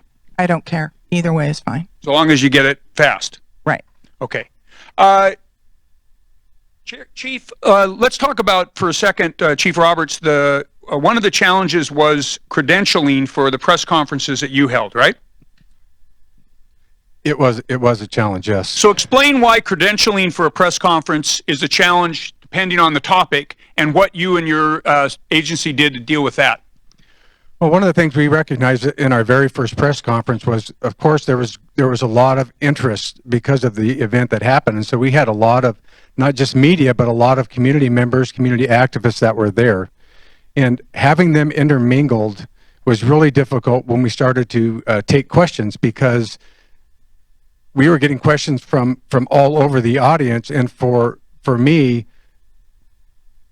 I didn't know who the media was necessarily and who wasn't the media. And I think controlling that environment is really important, because there were conversations breaking out between media and citizens that were there, and even grappling over pieces of information. We had provided CDs of a lot of the audio from the 911 call, from video from the store, a number of different pieces of information, our use of force policy readily available.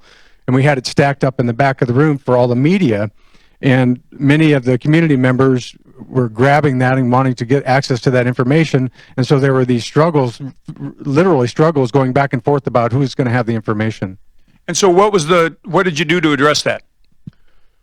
Well, one of the things that we learned was that we need to control and credential the information, or credential the media. Now, we didn't have another press conference in that same way, so we chose to provide that information differently in a more controlled environment. And I know that the Thurston County prosecutor, when he had his press conference, he actually had it out at a remote site with the media, which created some frustration as well, because there were many people in the public who wanted to be at that press conference. But it's really important to, I think, have good control, and we want the media to have good access so that they can do their job and do it in an environment where you can process information correctly without it.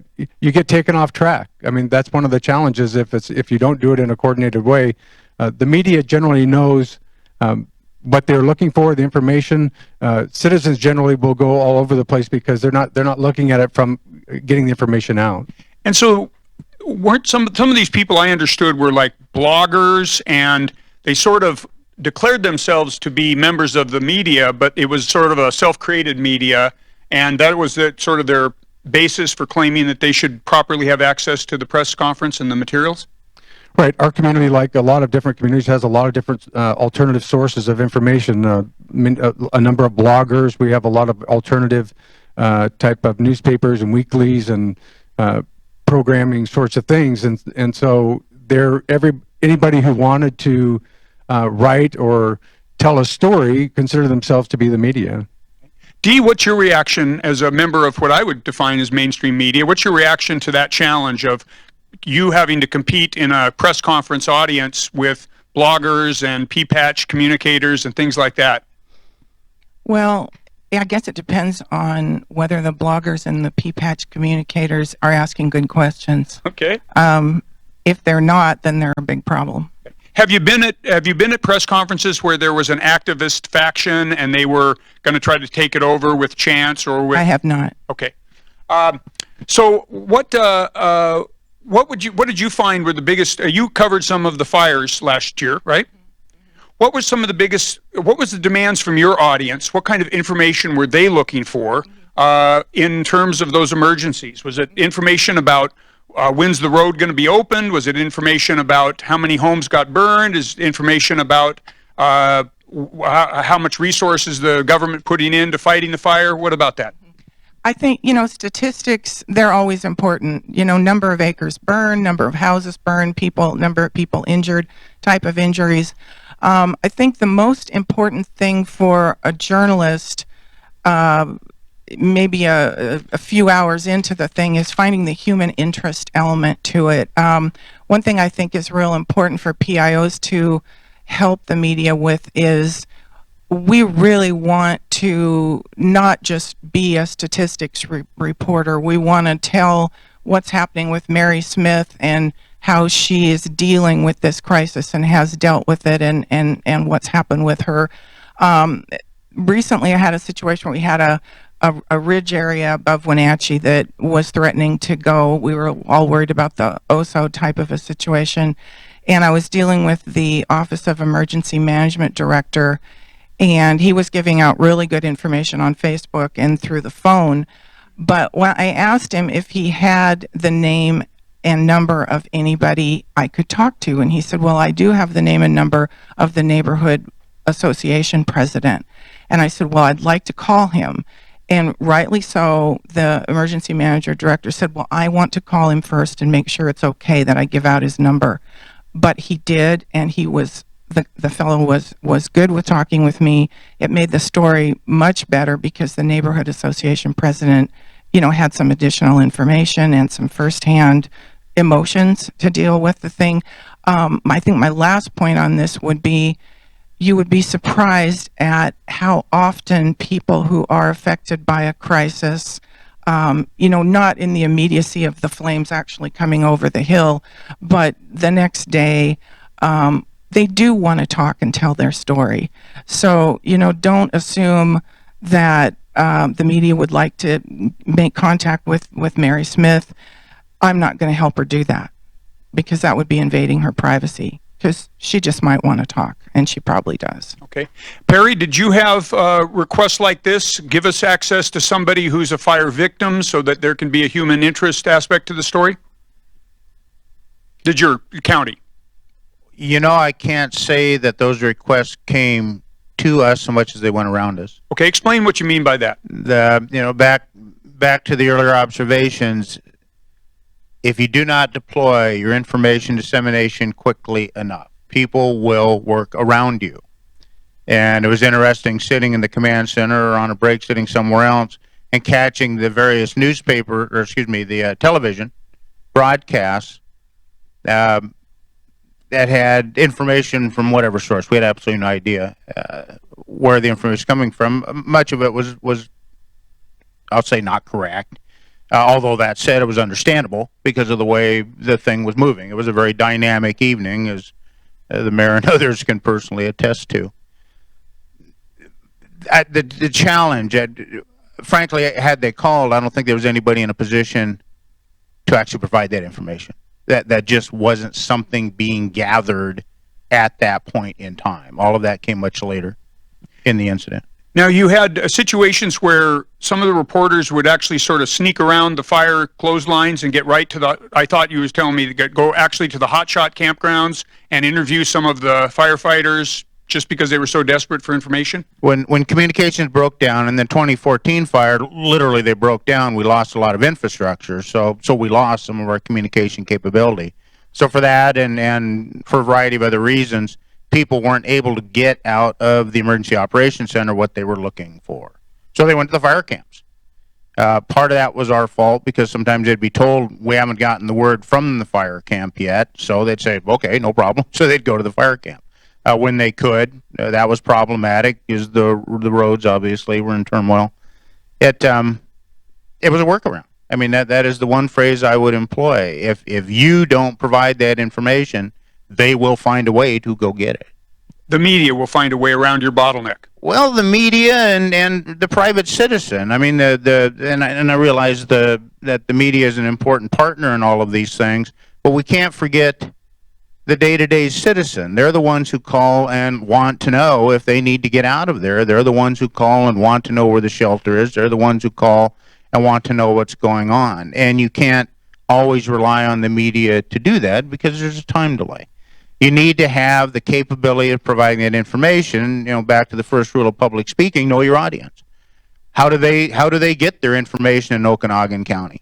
You know, we have one newspaper, Prince Weekly. Obviously, that's not a tremendous source. You know, you don't have local television stations. You don't have that. So you need to know what you do have.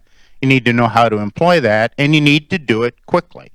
If I had one message, deploy quickly, deploy with precision, so that when people call, there is somebody for them to answer their questions. If you can do it in bulk, that's great. We have an emergency warning system now, and back to know your audience. We've received some criticism for it.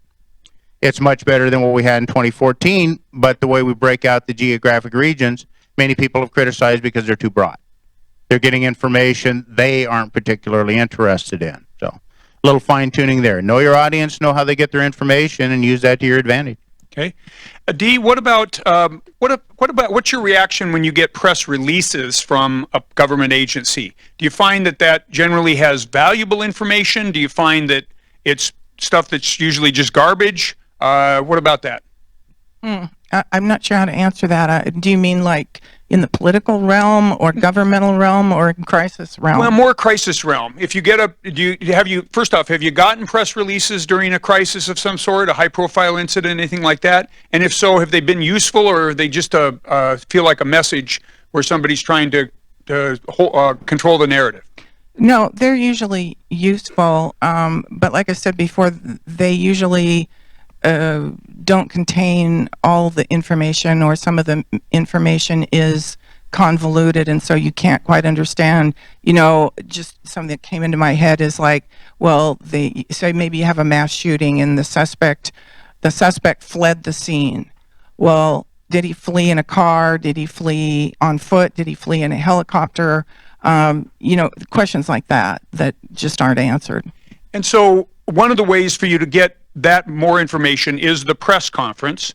But your preference would be the PIO that you can talk to over the phone, and you can send them out to gather information for you. Is that right? Yes.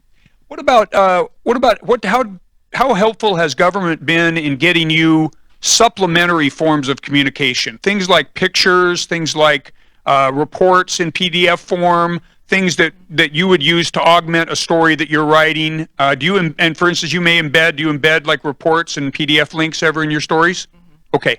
Yeah, we've got a fire district out in Arundel that's excellent. He's always sending us photos of the fires that he responds to. Then we've got other agencies that don't do that. It's just kind of a mishmash, you know, depends on the agency. And what's your preference? I like it. I like it when they send photos a lot. Yeah, it's really helpful. And PDFs and documents are critical. Okay. So Chief Roberts, I'd now like to ask you about your experience with community forums following your police shooting. Explain how they got organized, why you decided to go, and what techniques you used to survive the community forum.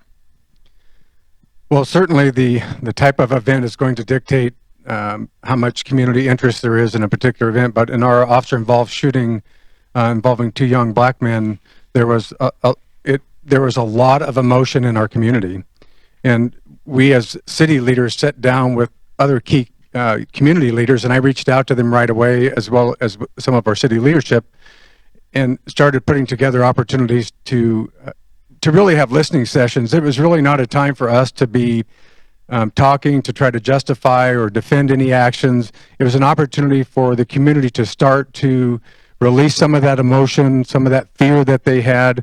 And so we used a number of different community groups, churches. We hosted forums there. Myself, other city leaders were there, and we simply sat in the front row and listened. So we didn't take an opportunity to really, I spoke very briefly at one of them, just that I was there to listen. And so getting through that process of allowing people to express all that emotion was a really important step for us, and to recognize that it wasn't the time for us to really react or respond, but really just to acknowledge the concerns and fears that people had about the incident.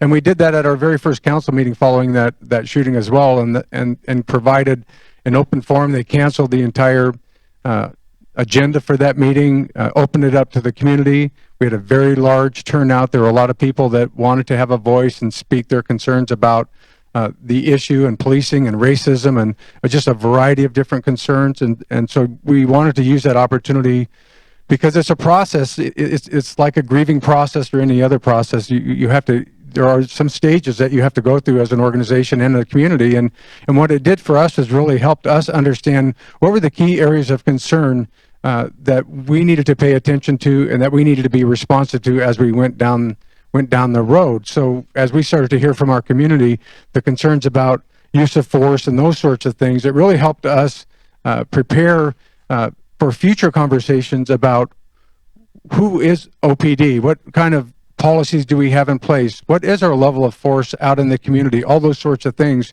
And it really initiated an opportunity to initiate really good conversations with our community in a number of different forums and dialogues around really much broader issues. They really didn't surround necessarily the shooting. There were some conversations about that, but it was really the broader context of institutional racism, power and privilege, those sorts of things. And we sat at the table with some local leaders and really facilitated a conversation between community members and community leaders about some really challenging conversations and topics.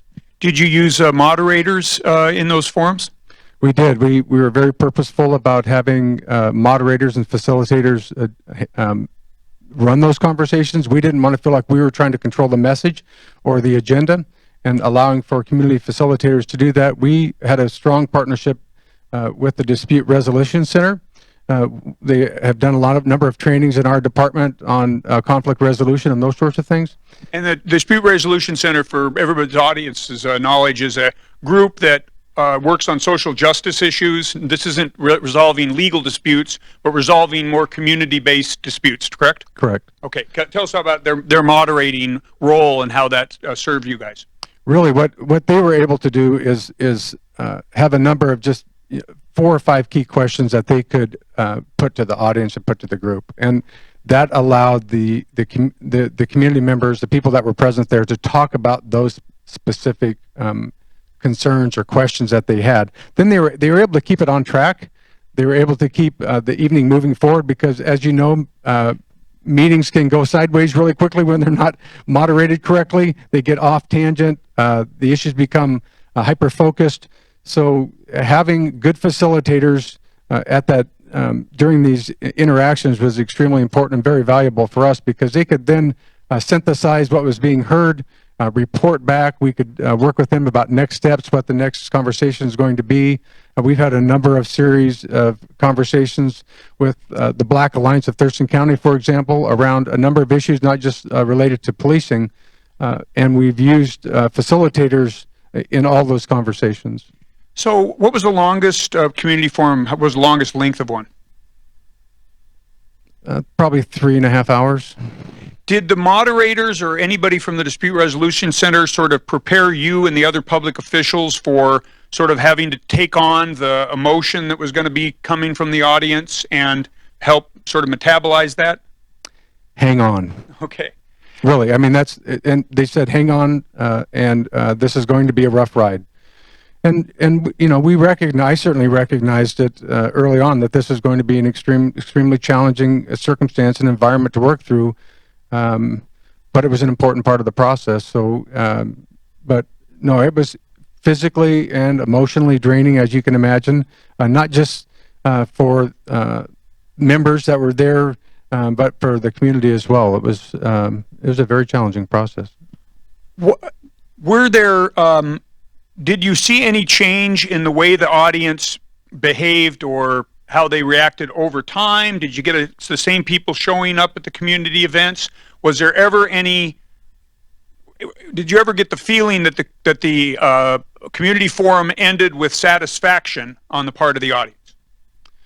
We did. I think they accomplished a number of things. One, they felt like they were being heard, which is really important, and it created an opportunity for what's next. What's the next step?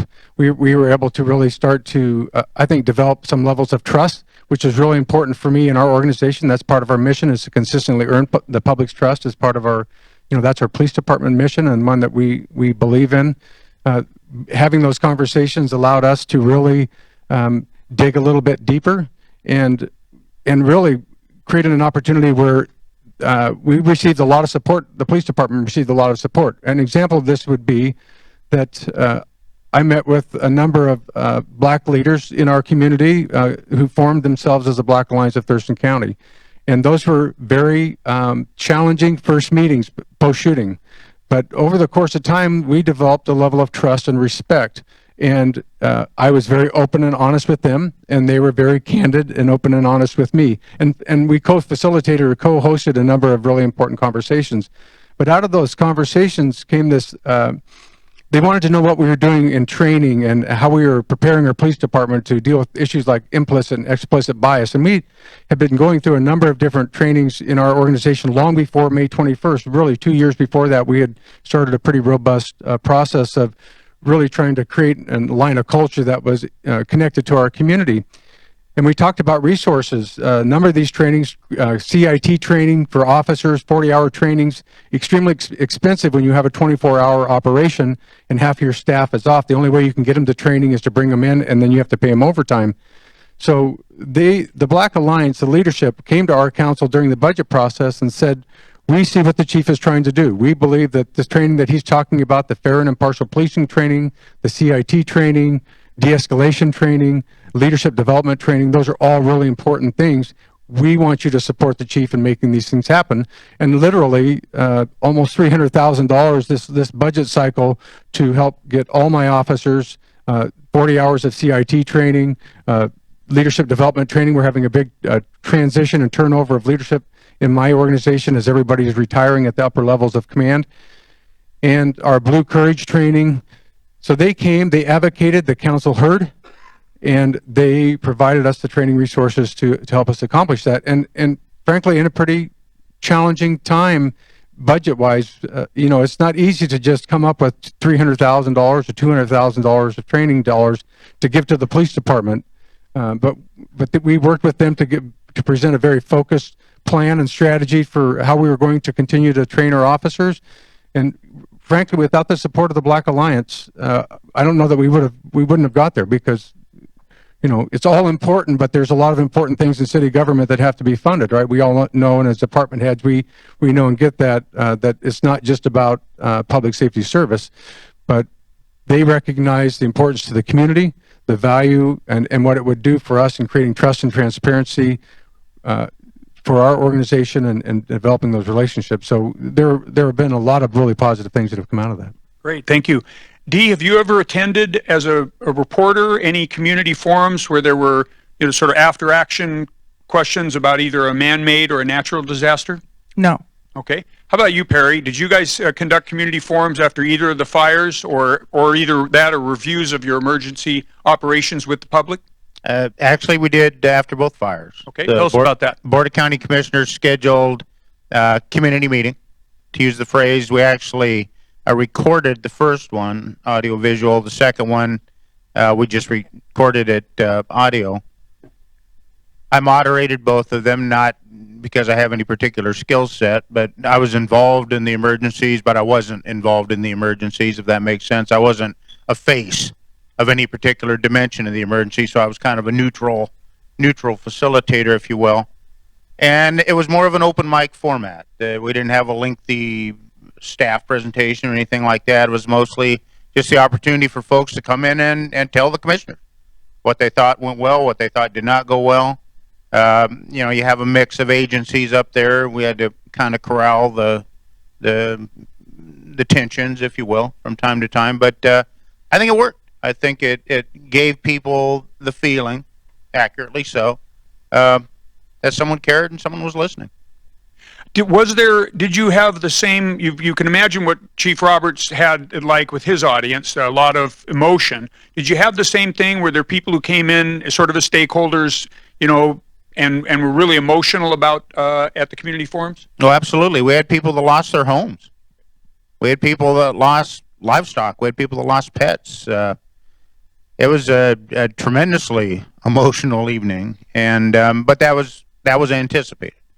We knew we weren't going to get the uninterested people to show up. They were folks who had something to say, and they said it. And yeah, it was a real, well, let's just say emotional evening. Thank you.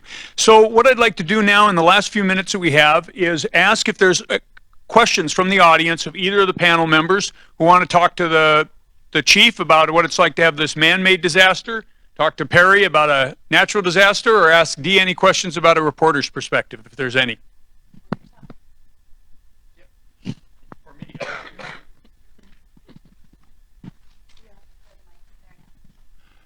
Actually, for any of you, is there any thought of, I got to be careful because I got my mayor sitting right here next to me, but as emergency manager, we talk about protecting our elected officials as PIOs. Sometimes they're elected, we're employed, and so we can share the information accurately, but any thoughts on that of when it's better for the elected officials to be out front versus the fire chief or the police chief? Well, my thought just is, who's got the best information? I mean, don't just have the mayor do it because he's a figurehead and he might want publicity. I mean, if the director of public works is the best person with the best knowledge, that's who would be good. Yeah, and it's always an interesting question. We actually had this conversation as part of our city leadership team when the event started really unfolding, and so part of it has to do with, I think, what the particular event is. But for the most of the time, elected officials or city officials, they don't have the information, and they don't have the full breadth. Even as a police chief, and we made a purposeful decision for me to be out in front because of the issue that was going on nationally and locally, and they wanted my staff in particular wanted me to be out in front of the organization communicating to the public that I knew this was serious, that I thought that it was important, those sorts of things.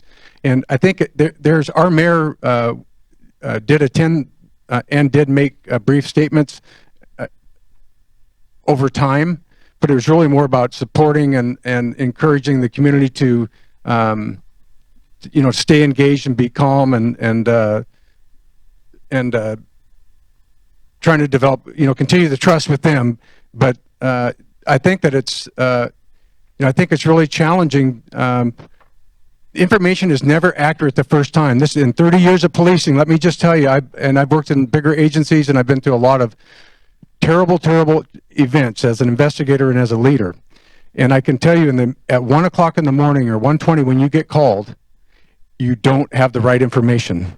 They don't generally know, they don't know the age. There's so many things they don't know. And even as the day progresses, when your goal is to get accurate information out, getting as close to the source of information or the source of the event is really important because it will change over time and evolve, and somebody has to know when that's occurring and how to communicate that.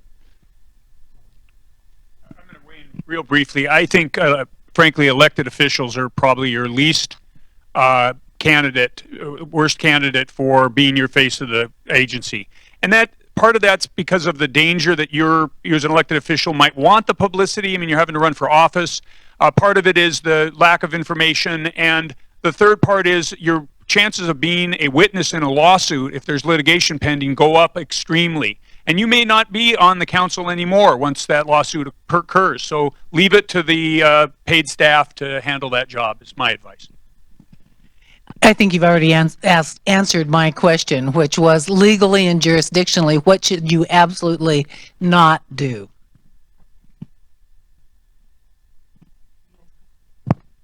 I'm sorry, I'm not sure I followed the question. What should you not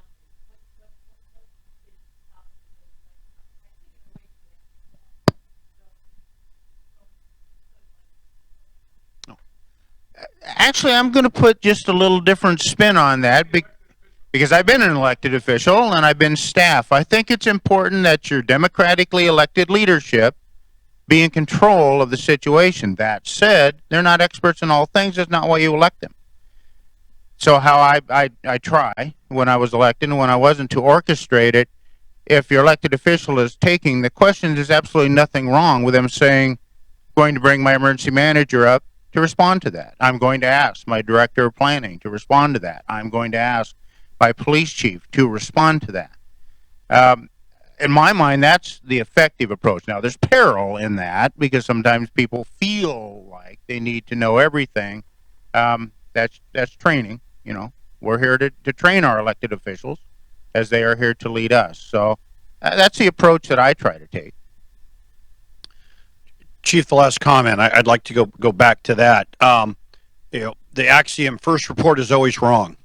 That flies in the face of the press's desire to get information out quickly, and then the agency or government's desire to get out accurate information. And so how do you find yourself balancing? And I guess both of you could comment on that, because the press wants accurate information, but they want it fast. I guess in my mind, the best antidote to that is, once again, create your own local resources, create your own local trained personnel, understand how you can gather and package that information, and that should be the second phone call that goes out. Bring those people in. If they have some place to go, people will go there to get their information, providing they get it. Now, the press is occasionally pushy, if you will, but in my mind, there's absolutely nothing wrong with saying we don't have that information, but we are getting it. Don't tell them to go to the fire camp. Don't tell them we don't care. Tell them we're going to get it. But you should know as much as anyone else knows at that point if you have put your team together properly, if you deploy them early. Now, that's the perfect world, but that's what you strive for. And once I think you demonstrate you're in control, that you have the information flow, people will gravitate to that.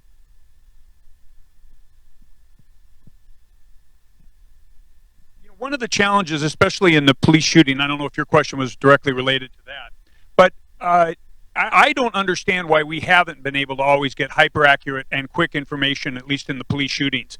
And I think the reason there's been a problem is because of a fear by line level cops and the guild lawyers that somehow early communications is improper. And I think that we've been working very hard with the guild lawyers and with the line officers to convince them that there's a level of public safety statement that should get out a basic description of the shooting the night of the shooting or the morning of the shooting, and enough that the public can be reasonably reassured. And so I'm frustrated because I've had agencies give demonstrably incorrect information at the hot scene when they could have had the correct information.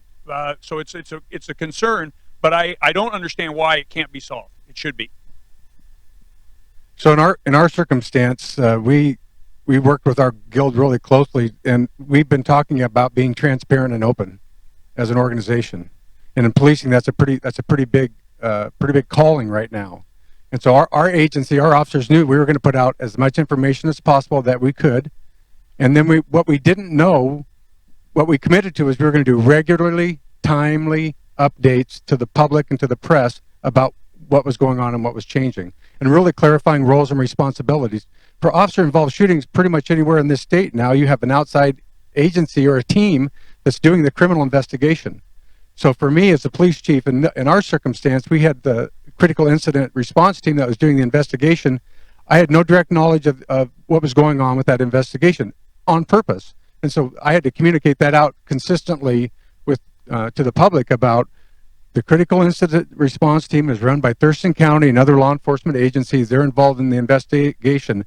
What I can tell you is that this is the history of the officer. This is the officer's name.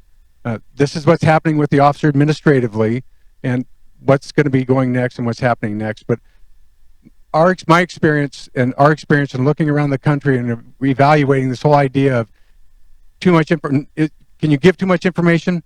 I don't know. I don't think so. I mean, I think you have to acknowledge that things are going to change, that the information may evolve and change. But the things that I've seen are when people withhold information, it's much worse. And it goes right at trust. And if you have information that you know and you don't release that, or you don't provide it, and you don't provide the full scope of that, then you're putting yourself behind the ball a little bit. And you know, there's a balance here because there's risk concerns. We all know, right, that for the city and for your agency, there's always risk concerns. But in this day and age of social media, let me assure you that most of the information that the public wants to know, it's out there, and it's going to get out there. And the choice is whether or not you're going to be saying it or somebody else is going to be saying it for you. And our goal has been, we want to be the first people to say, first person to say, what's going on with our agency and our employees. Question for the chief. During the event, about a few days after that, I was in downtown Olympia in an evening meeting, and as I was leaving, I noticed that the city hall and the streets around it were closed, and I know that there was some protests going on. So I compliment everybody there for closing it down, so I didn't drive into the situation. But my question is, how was that your decision? Was that yours with the cooperation of the mayor's office? And how did you get the word out, or was it just locally, if you came upon the event that happened? Did you actually announce the closure of those streets?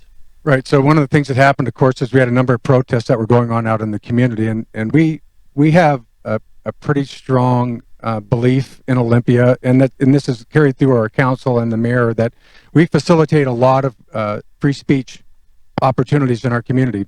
And when we have these dynamic events, people are going to come out and they're going to protest and march and do those sorts of things. Our job is public safety, so our approach is we try to divert traffic as much as we can and give people a place and a space where they can do that, as long as they're not committing violent crimes or heavy property damage. When that happens, the game changes, and we have a different strategy to deal with that, and we have resources available for that. But we as a city have a resolution about respecting and honoring people's rights about speech in our community. It's not the same for every community. We certainly understand that, but we're the capital city, and we have we do a lot of protests in our community, about a lot of different things, from the Capitol all the way down to City Hall. So we tweeted that information out and tried to use our means and measures through our neighborhood email serves and that sort of thing to talk about the fact that the streets were being blocked, that we had an ongoing protest, and the media was there. I mean, they were filming a lot of it live, so that information was going out as well. Chief, I'd like to first of all applaud your efforts in how you handle the incident. My question is about your guild. When you released the information of the officer and the history involved, had you discussed that with your guild prior to the event and gained their acceptance, or was this something that you had to deal with after you did it, and then have you since resolved that if that needed to be done? That conversation started really long before that event. When we started looking at Ferguson, for example, as soon as that event happened, we started talking about that as an organization in the Department of Justice review. I went to all of our department in-service trainings, and we started talking about the value of transparency and creating public trust, and that we were going to, if we were going to be successful as an organization, in case any bad event happened, heaven forbid anything bad happened, right? That we wanted to take positive steps to ensure that we were following our true mission, and that was creating public trust. So one of the things that I did was sit down with our guild leadership, and in that particular evening, sit down with the officer. One of the first things I did was to check on the officer when I was called into City Hall about this event, and the guild leadership was there. And I said, so here's what's going to happen. So we all know we are going to be releasing your name at this particular time. We wanted to give the officer ample time to notify his family and to express any concerns of safety that might happen. And we had our own concerns about the officer's safety. He happened to live in another city, so we wanted to communicate with that law enforcement agency to ensure that his safety was, he was protected as an employee of ours as well. So there were a number of things that took place. We've had another critical incident since then. The officers knew their names are coming out. It's a hurdle to get through the first time. You have to have good relationships with the guild, and they have to trust you. I think your leadership, and I think that you have to have mutual respect. It's not an easy pill to swallow for law enforcement. It's a change in the way we do business. But guess what? The world's changing, and we as an organization need to evolve and change with it. That's how I'm going to run my organization, and I hope that the police agencies across the nation do more of that as well. Hi, I'm Ken Hearing. I'm from North Bend. I'm the mayor. A couple years ago, we had a gas explosion, leveled a few buildings in our downtown. And what I learned that day, what we thought we would wait until we had enough information to put out a press release. That was a mistake, because we had enough information. We should have put out information as we learned it. And so there was the biggest blowback for us was from the public. We didn't know what was going on. So put the information out as you find it, as you know it's true. Put it out there. Looks like we have time for about one more question. Mayor Anders.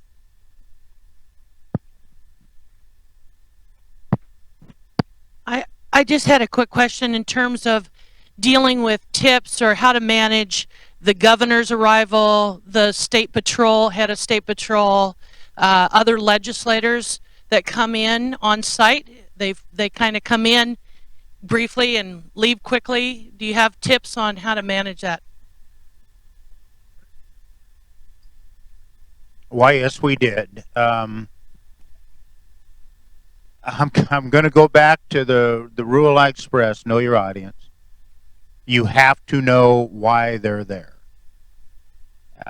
Doesn't necessarily mean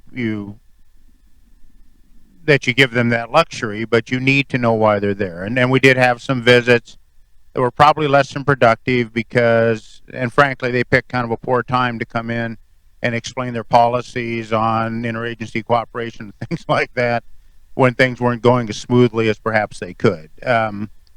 So manage it. Know why they're there if you can. Make sure you have the right people there to talk to them. I mean, if the governor shows up, he doesn't want to talk to me. He's looking for the other elected officials. He's looking for your democratically elected leadership. He's looking for the folks who are calling the shots. And try to organize that as best you can, make it as productive as you can. Now, there's going to be tense moments, and I'm not saying to sugarcoat the whole thing, and there were some tense moments, especially after during, actually, the 2014 fires. We could have managed it better by having our own message better packaged, if you will. They could have handled it better had they understood that, again, they came in with a message that nobody wanted to hear at that particular point in time. All anyone wanted to hear at that point in time was, what are you going to do to help us get this situation under control? We weren't interested next year. We weren't interested in policy. So the two messages, each had a legitimate message. Don't misunderstand me. But the timing was horrid.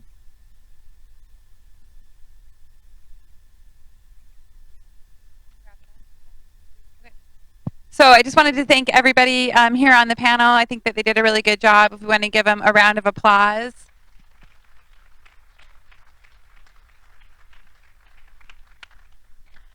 I'd also like to thank AWC, WCIA, the Washington County's Risk Pool, and of course, AWC's Risk Management Service Agency for help co-sponsoring this event.